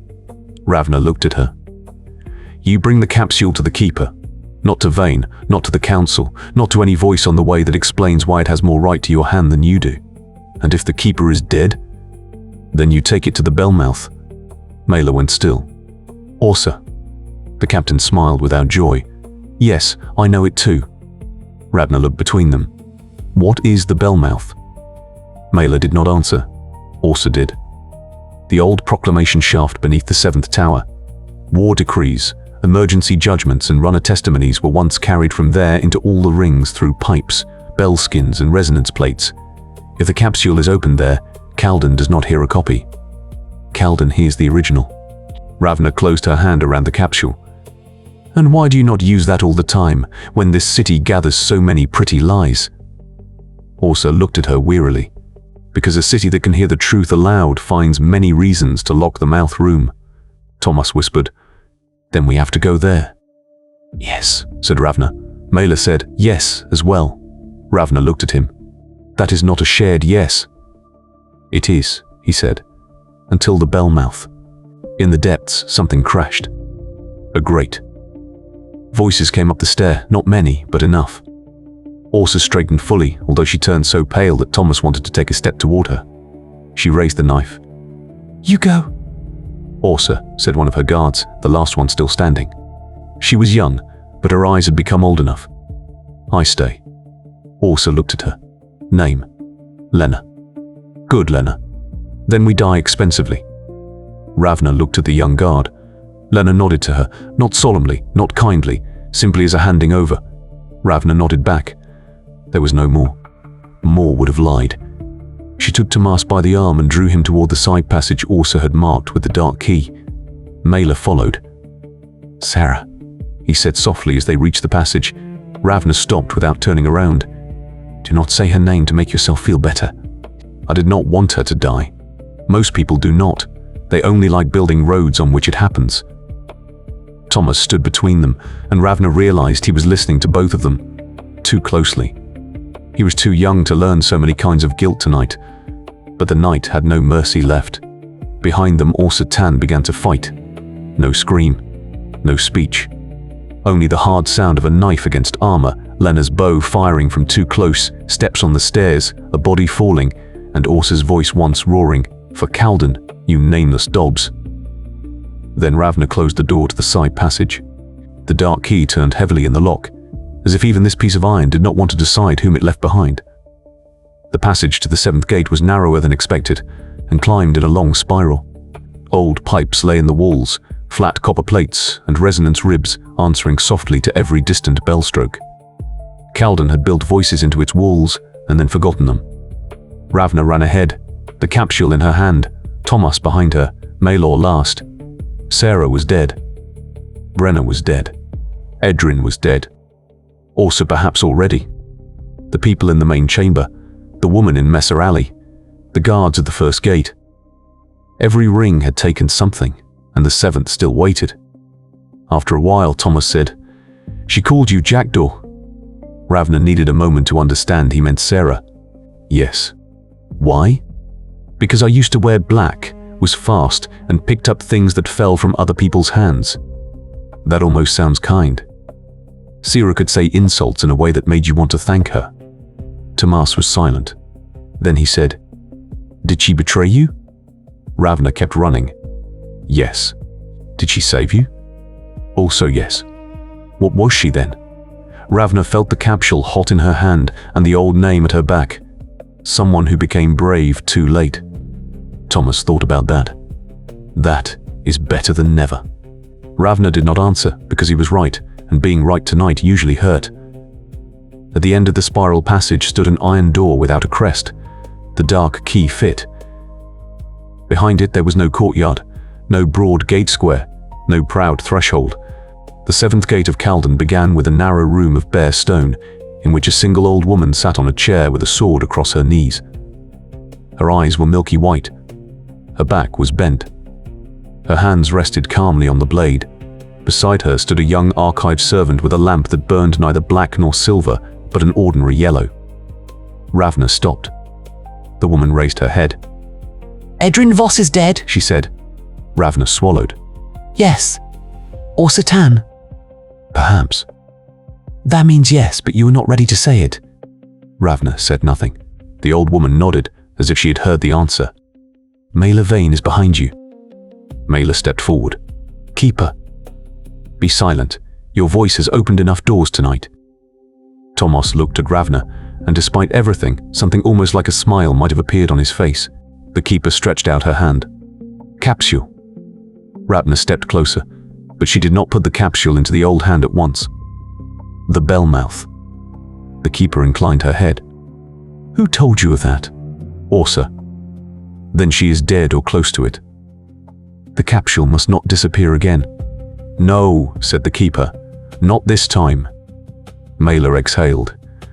Relief perhaps. Triumph perhaps. Ravna looked at him and knew the road was not over. The final enemy might no longer be standing before the sixth gate with a colorless lantern. Perhaps he was directly behind her, tired, guilty, convinced, and far too close to a truth he thought belonged to him. The keeper closed her fingers around the capsule, and somewhere deep in the seventh ring a bell began to hum, though no one had struck it. Come, she said. If Kalden is to hear tonight what it has done, we must open its mouth. Ravna followed her into the final ring. Behind her walks Tomas. Behind Tomas walked Maelor Veyn, and his silence no longer sounded like remorse. It sounded like decision. The seventh ring of Kalden was smaller than Tomas had expected, and older than Ravna remembered. Behind the narrow watch door there opened no golden hall, no throne room, no square where the city's power could stand proudly under open sky.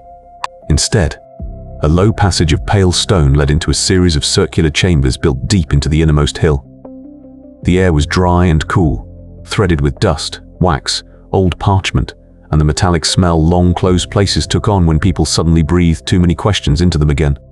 Pipes ran everywhere through the walls, fine copper veins, resonance plates, thin bell shells behind grills and palm-sized openings leading into dark shafts. Kalden had not kept treasure here. It had kept voices. Not the voices of the living, who were loud enough to make themselves important, but commands, confessions, judgments, oaths, distress calls, and those records never meant for the streets, although the streets had bled for them. The blind keeper went ahead as if she could see every stone Ravna only guessed at. The young archive servant beside her carried the yellow lamp in both hands, and his face was so pale, it almost seemed to give off light itself. He was perhaps 16, perhaps older, but that night had given all young faces in Kalden the same uncertain age. Tomas walked beside Ravna and kept looking to the walls as if his father's name might be there. Maelor followed several steps behind. His silver lantern was broken, his cloak torn on one side, and yet that dangerous order had returned to his posture, the kind Ravna feared more than exhaustion. A man who collapsed was predictable. A man who rearranged himself inwardly while everything died around him could still destroy a great deal. The keeper stopped before a round metal door. It was not large, scarcely taller than Brenna Vale had been, and it bore no adornment except 7 inset lines meeting at the center. There sat a circular hollow exactly sized for the capsule in her hand. "That is not the Belmoth," said Ravna. "No," answered the keeper. "It is its throat." Tomas looked at her. "What is behind the door? A room in which voices are no longer allowed to decide whom they belong to. That does not sound comforting. It was never built to comfort children." Ravna stepped closer. "How does it work?" The keeper's fingers moved across the 7 lines of the door. A runner capsule with a valid seal can be opened here. Normally its contents are read by the keeper, copied, confirmed, and placed in the archive. But when the Belmoth is active, the keeper does not read. The city reads. The original testimony is carried through the resonance pipes into every ring, from the 7th bell to the outer signal skins. What lies within can no longer be undone afterward without declaring every person who heard it a liar. Maelor came closer. "And that is why it was sealed." The keeper turned her head, though her milky eyes found nothing. "No, Veyn. It was sealed because men like you always believe truth becomes purer when it passes through their mouth." Maelor's face remained still, though Ravna saw his hand. The fingers curled almost imperceptibly. "I do not want to speak," he said. "I want Kalden to hear." "You want Kalden to hear as you have arranged it inside yourself for years. Because no one else has." The keeper held the capsule more tightly. Falkenlied was a crime, not your property. The next blow came from far behind them, through stone, ring walls, and stairs. The first lantern still lived. The sound had changed. It was no longer the deep taking of names, but a grinding, irregular pounding, as if a wounded tool were eating its way through Kalden. Tomas looked back toward the door. "How long do we have?" The archive servant whispered. "Not long." The keeper raised her head. "Longer if you stop counting it." Ravna took the capsule from her before Maelor could move. The old woman allowed it. "You say the capsule knows me. It was given to you by the dying, through blood, charge, and gate law. That is not magic as the Black Lanterns abuse it. It is old city law, bound to witness, road, and duty. So another pretty name for something that forces people to keep running." "Yes," said the keeper. "Some pretty names are merely old enough that no one remembers how ugly they were at the beginning." Ravna looked at the blue wax. Edrin's hand, Brenna's hammer, Sarah's last look, Orsa's knife. The people in the flood chamber. Tomas, still standing though the night had taken from him every right to be only a boy. Then we open it. Maelor stepped forward. "I should be part of this." Ravna lifted her eyes. "You are. Not as a spectator."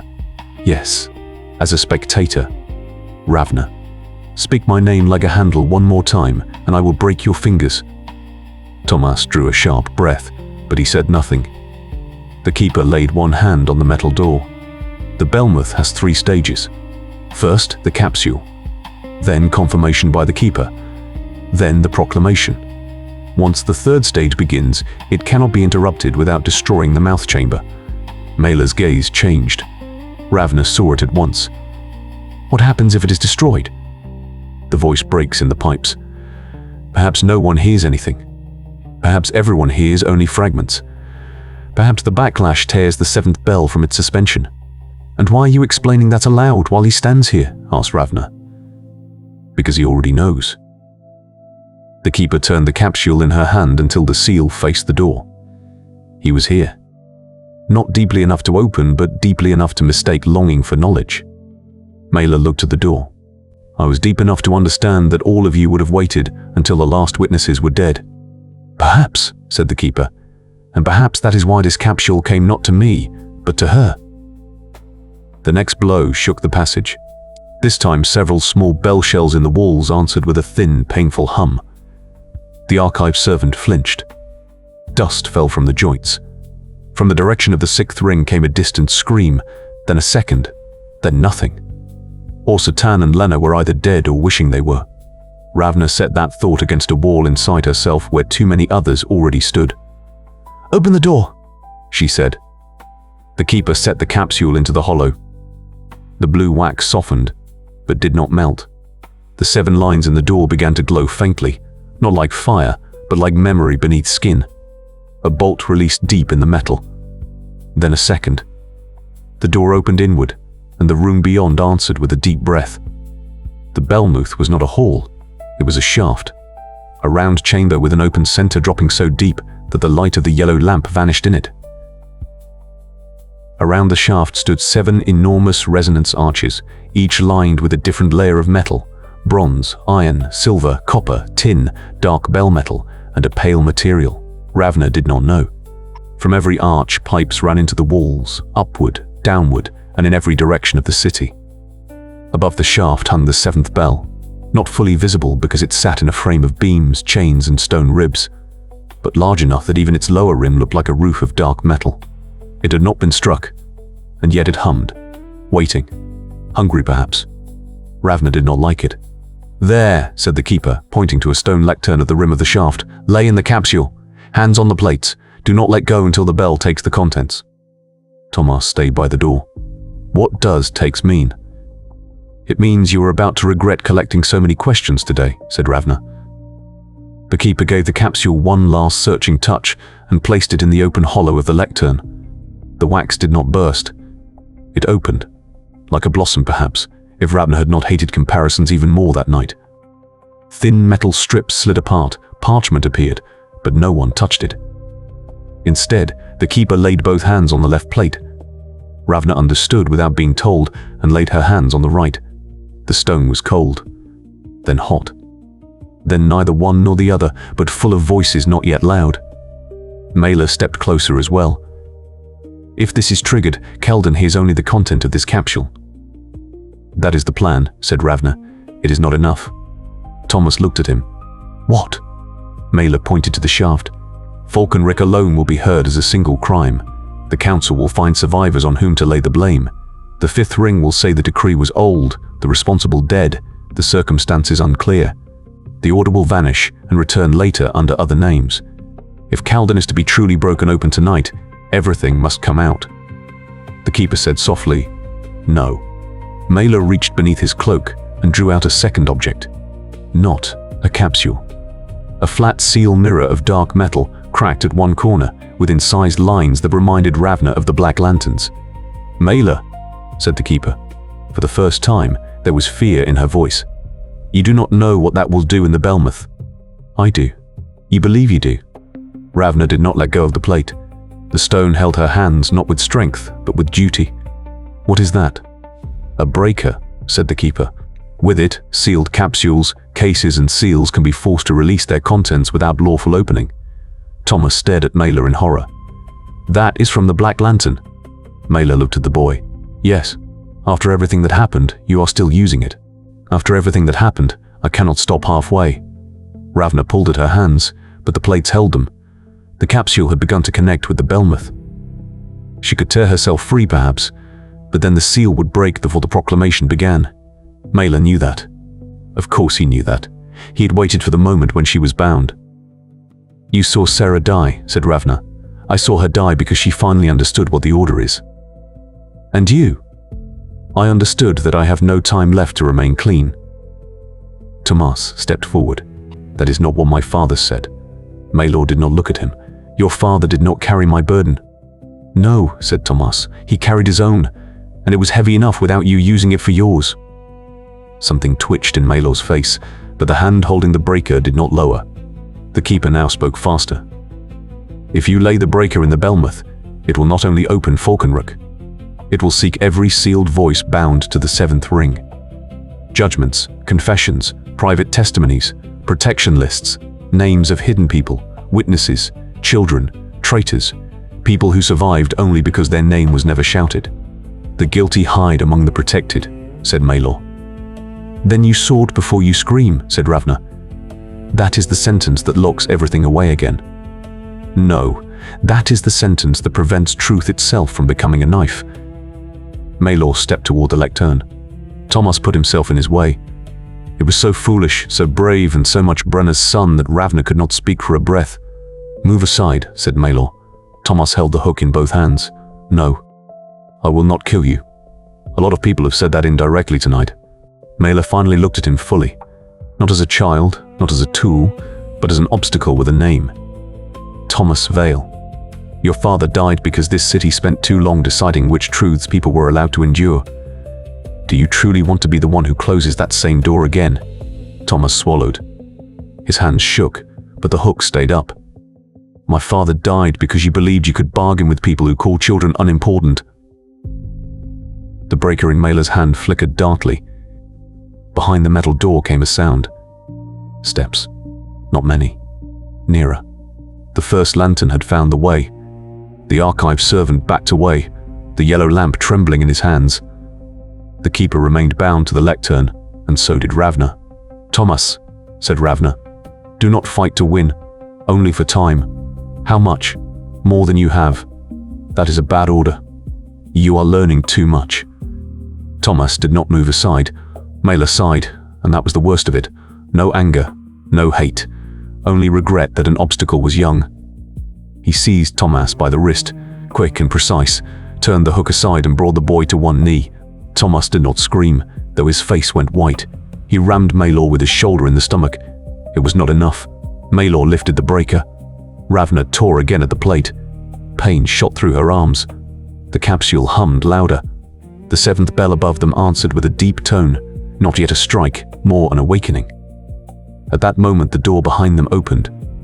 The man with the first lantern stood in the entrance. His right side was soaked with blood where Sarah had struck him. His face was no longer smooth. A cut ran from temple to jaw, and beneath it the skin seemed colorless, almost translucent. The lantern in his hand was damaged, its glass crossed with cracks, but it still burned. Behind him came 3 masked figures, all wounded, all silent. Maelor turned to him. You are too late. The man with the first lantern looked at the Belmoth. No. His voice had become thinner, but had lost none of its calm. You were early enough to open the door. Maelor raised the breaker. I do not open for you. You never opened for us. You opened because you had to open. That is enough. Ravna looked at Maelor, and for the first time she fully understood how completely the Order had read him. They had not seduced a man who wanted to lie. They had found a man who wanted truth so badly that he put everything else outside the door for it. Maelor was not their victim, not innocent, not misunderstood, but he had been exactly the tool he had called others. Veyn, said the man with the first lantern, put the breaker into the mouth. Maelor smiled slowly. You should know me better. We know you entirely. Then you have read only my guilt, not my pride. Maelor did not throw the breaker into the bell mouth. He threw it into the first lantern. The dark metal struck the colorless glass. For one breath, nothing happened. Then the lantern screamed. Not the man. The lantern itself. The colorless light tore open. The breaker ate into it. Black lines ran through the glass, and the man with the first lantern staggered back as if someone had torn an organ from his chest. The 3 masked figures attacked at once. Tomas was still on one knee, but he hooked Maelor's foot. Maelor fell aside. The first masked figure leapt over him toward Ravna, but the keeper tore one hand from the plate, though her skin ripped with it, and struck with her sword. Blind, old, precise. The blade hit the masked attacker at the throat. He fell against the lectern, and his blood ran over the stone plate. Ravna felt the Belmoth react, not hungrily, more as if remembering. Hands down, rasped the keeper. Both hands. Now. Ravna pressed her palms harder onto the stone. The capsule opened fully. The 7th bell drew breath. The second masked figure seized the archive servant and dragged him in front of himself. The yellow lamp fell, rolled to the edge of the shaft and stopped there, flickering. Tomas crawled to his hook, got hold of it, and threw it at the lamp, not at the man. The leather loop caught on the handle, and he dragged it back before it could fall into the depths. The archive servant bit the masked figure's hand. Perhaps Tomas had opened a school tonight, Ravna thought, and the thought was so absurd that it almost gave her strength. Maelor sprang up and drove his shoulder into the second masked figure's side. Both of them crashed against a resonance arch. Metal boomed. The sound went through the pipes, and somewhere in Kalden, a distant little bell answered. The third masked figure reached Tomas. Ravna saw it, and could do nothing. Her hands were bound. The bell was taking the contents of the capsule, and any attempt to tear free now would destroy everything. Tomas raised the hook. This time he was too slow. The masked figure struck him at the temple with the pommel. Tomas fell. Not dramatically, not loudly, simply heavily to one side, the hook still in his hand. "Tomas." Ravna's voice broke into the bell mouth, and the seventh bell took that too. The first true strike came. It was not loud in the room. It was everywhere. The stone beneath Ravna's hands vibrated. The resonance arches began to sing. The pipes in the walls woke. And from the shaft rose a voice that belonged not to the keeper, not to Ravna, and not to Edrin, but seemed made from them all. It spoke the charge. It spoke Falkenlied.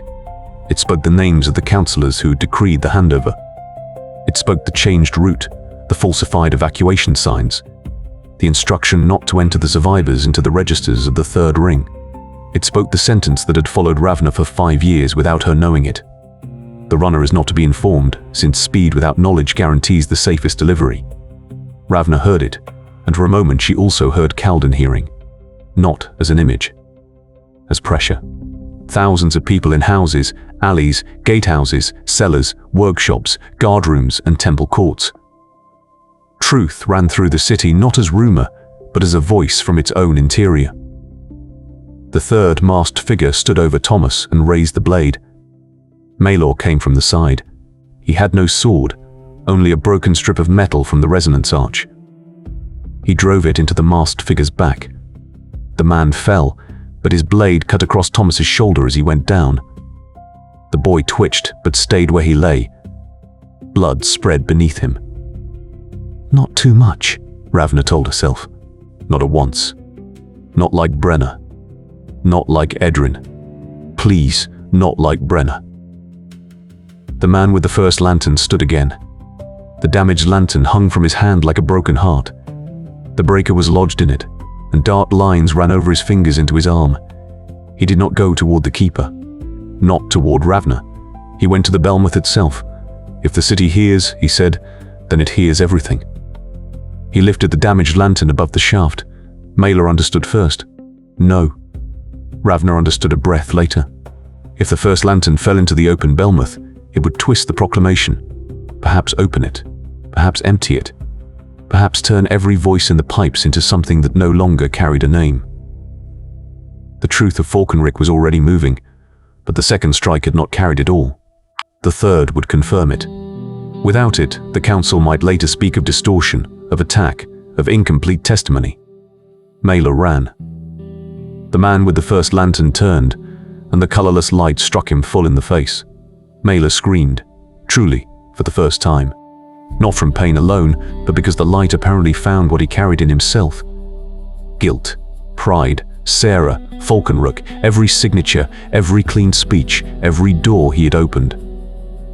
He dropped to one knee. Ravna pulled at her hands. The keeper shook her head. "Do not let go. Tomas is bleeding out. Do not let go. Maelor will not hold him. Then this dies too." The capsule vibrated so fiercely that cracks ran through the lectern. The second strike came. The voice continued, now no longer only decree and betrayal, but testimony. Names of the people of Falkenlied. Children, elders, craftspeople, 2 midwives, a priest, 3 guards who had tried to refuse the order. Ravna heard individual names and knew she could not hold them all. That was the meaning of the Belmouth. One person was not meant to carry them. The city was. Maelor crawled on through the colorless light. The man with the first lantern raised his arm to throw. Tomas moved.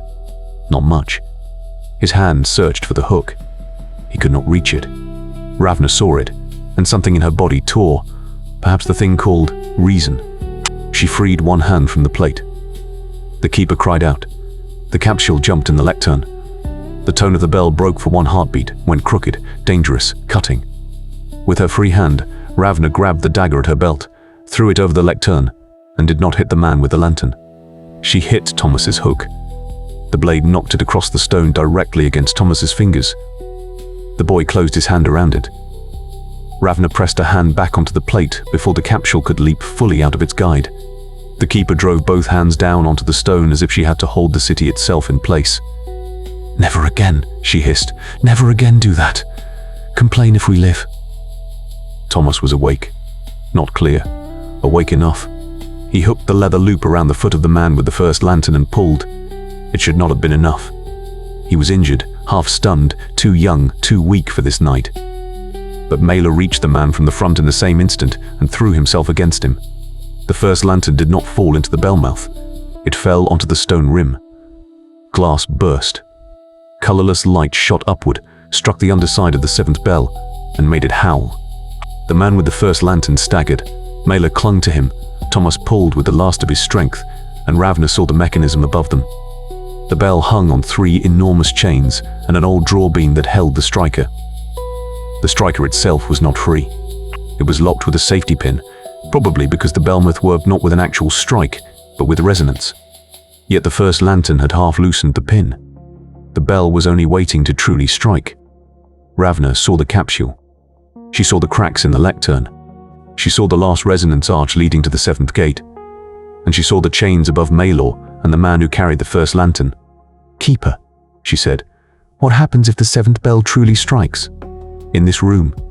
"Yes." "Then no one should be standing beneath it." "Good." "No," said the keeper. "No, Ravna Kell, that was not permission." Ravna took the little ignition cord Jessa had given her at the 4th gate, the second one she had not used. The clamp was gone, but one end of the cord had a narrow spark head, dry enough where it had remained in her inner pocket. "Tomas!" she shouted. The boy lifted his head. Blood ran along his neck, but his eyes found her. Away from the rim. He did not understand. Maelor did. He looked up, saw the chain, saw Ravna's hand. For one breath, their eyes met.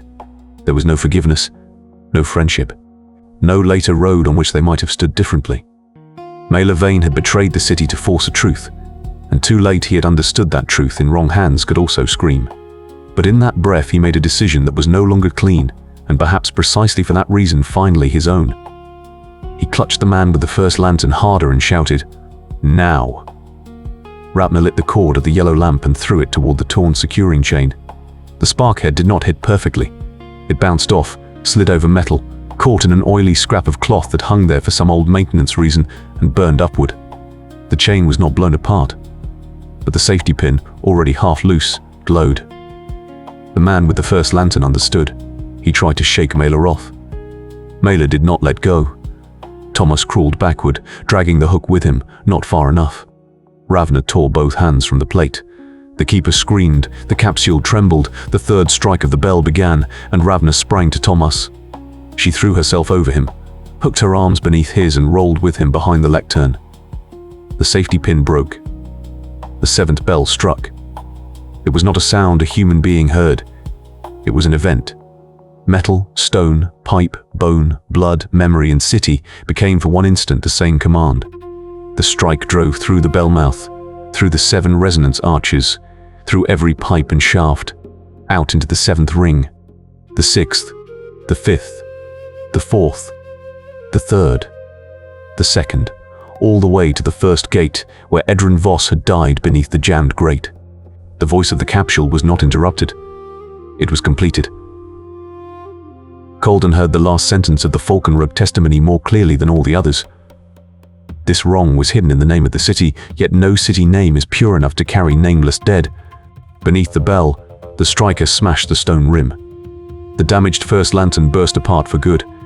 Colorless light tore Maelor and the man of the order into a brief white silence. Then part of the bell frame collapsed. Beams, chains, and dark metal crashed onto the rim of the shaft. Ravna saw Maelor once more. Not clearly. Only his face in the breaking light, his mouth open, perhaps with a word, perhaps with none. Then he vanished under iron and stone, together with the man whose lantern could no longer take names.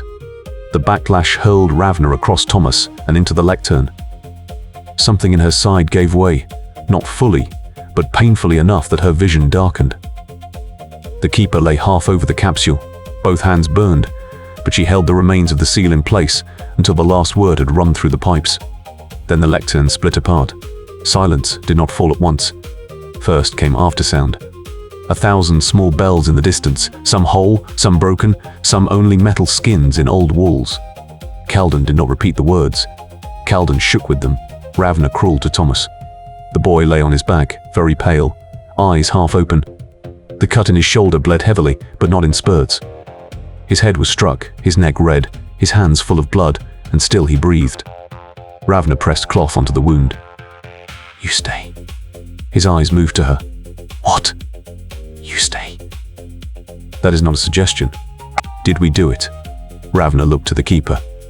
The old woman lay beside the broken lectern, alive.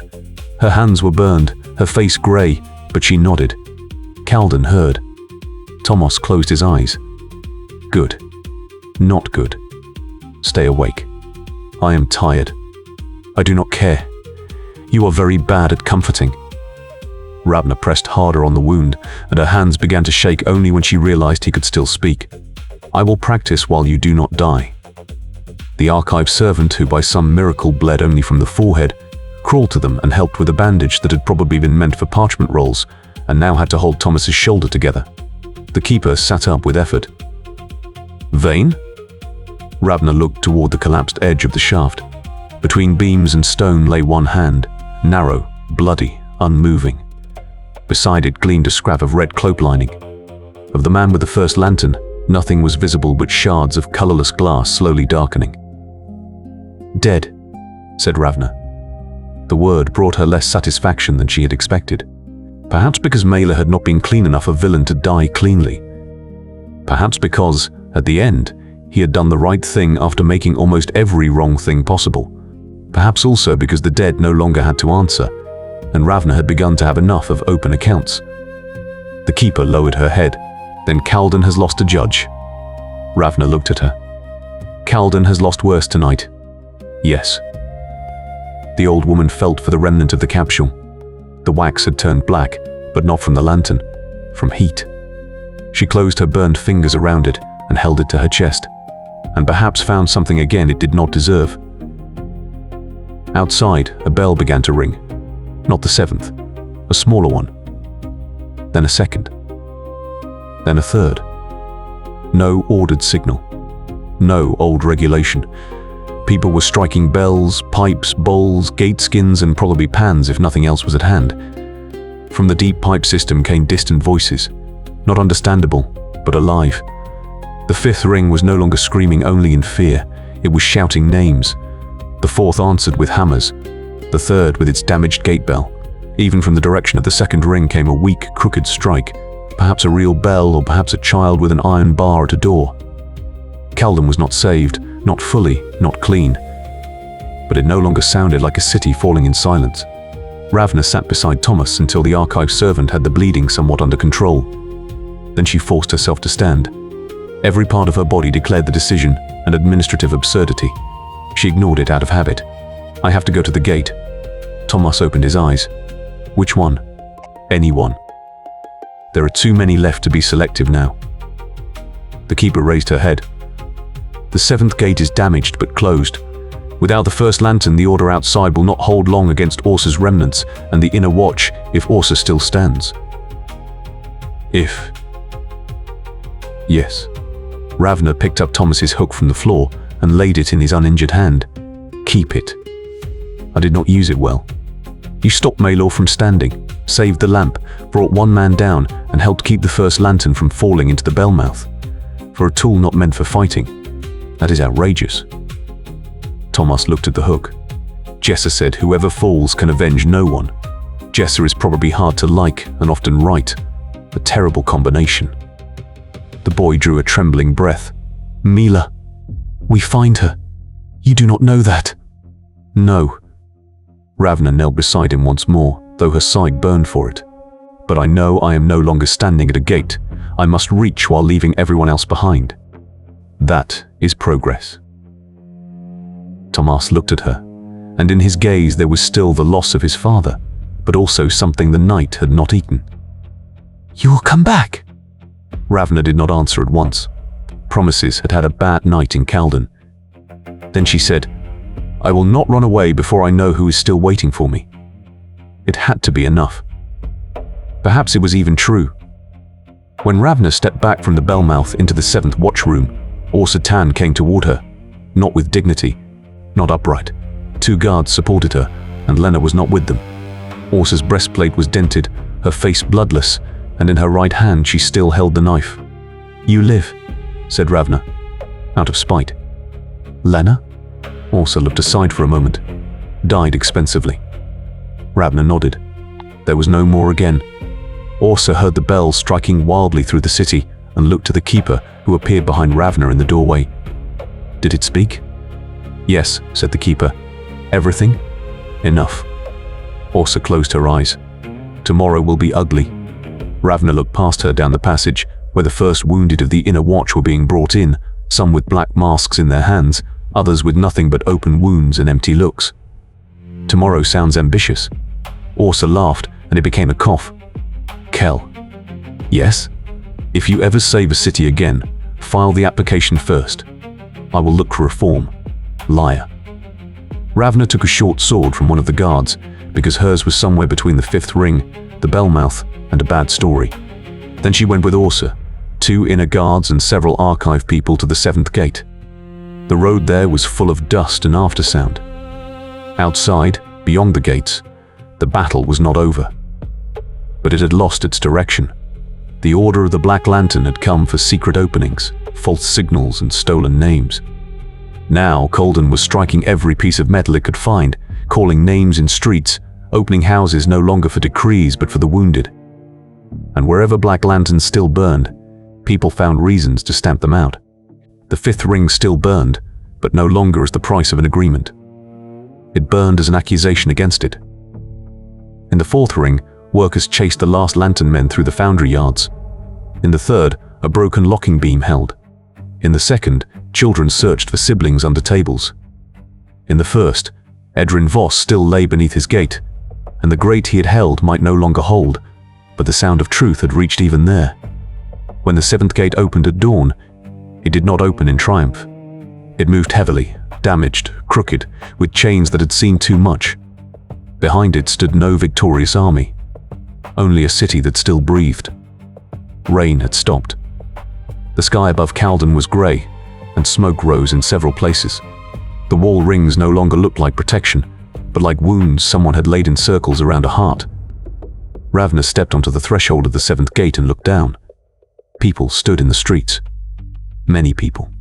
Too many to be silent, and yet they were silent, as if the bells had given them something that needed to be swallowed first. Then somewhere in the 4th ring someone lifted a hammer and struck metal 3 times. Another answered.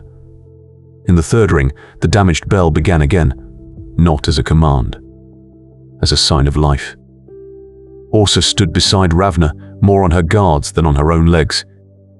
"What will you do?"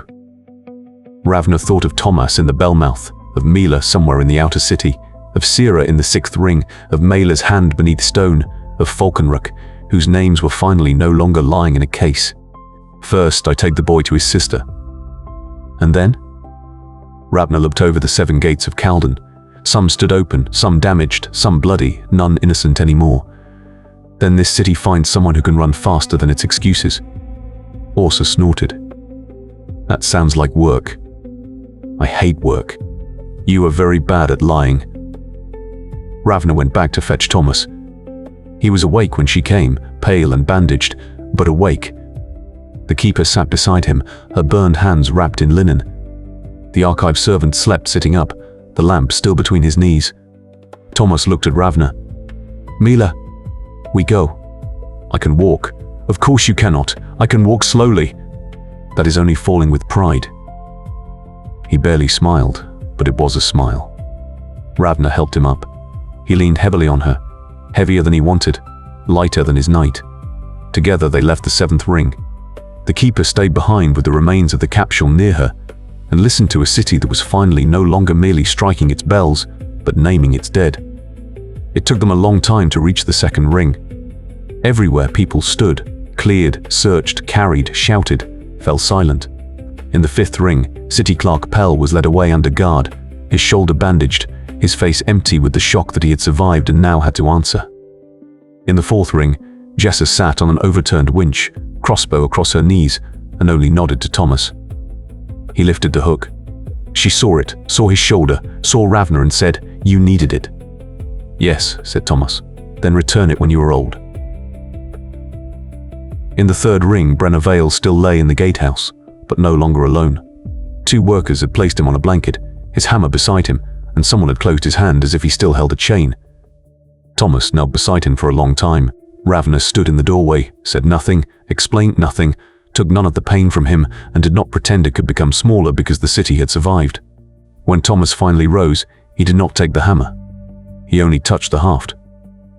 "It should stay here," he said, "until the gate is repaired." Ravna nodded. In the second ring, they found Maelor under a table in the Veil house, with a blunt kitchen tong in her hand and 2 younger neighborhood children beside her, who had apparently decided they belonged to her. When she saw Tomas, she did not run at once. She stared at him as if she first had to test whether he was real. Then she threw the tongs away and rushed into him. He cried out in pain because she hit his wounded shoulder and held her anyway. Ravna stayed outside the door. The house smelled of flour, smoke, and fear. On a shelf stood 3 bowls, neatly nested, as if Ravna Kell had still believed yesterday that order could reach a morning if one set it down properly in the evening. Ravna looked away. Later, as the sun rose behind grey smoke over Kalden, none of the 7 gate bells struck the old morning signal. Some were damaged. Some had dead beneath them. Some were guarded by people who no longer knew whose orders they should accept. But from the 7th ring came a single deep tone. Not loud, not triumphant, only clear. The keeper had not sealed the bellmouth again. Not yet. Perhaps Kalden would try. Cities were good at surviving the unbearable and then burying the inconvenient. But this time too many had heard. Workers, guards, children, magistrates, scribes, thieves, widows, liars, cowards, the guilty, and those who until then had believed history was something that happened in inner rooms. Falkenlied no longer lay in a capsule. Ravna Kell no longer lay only in the 3rd gatehouse. Sarah Dane did not die nameless beneath the Hall of Oaths. Edrin Voss did not hold the 1st gate for a report someone could shorten. The truth was out, dirty, incomplete, dangerous, and alive. Ravna Kell stood before the Veil house, blood in her clothes, rain in her hair, pain in every joint, and the rising city before her. Tomas sat inside with Maelor on the floor and did not tell everything. Not yet. Perhaps never all at once. That was all right. Not every truth had to break out of a person at the same time, only because a city had kept silent for too long.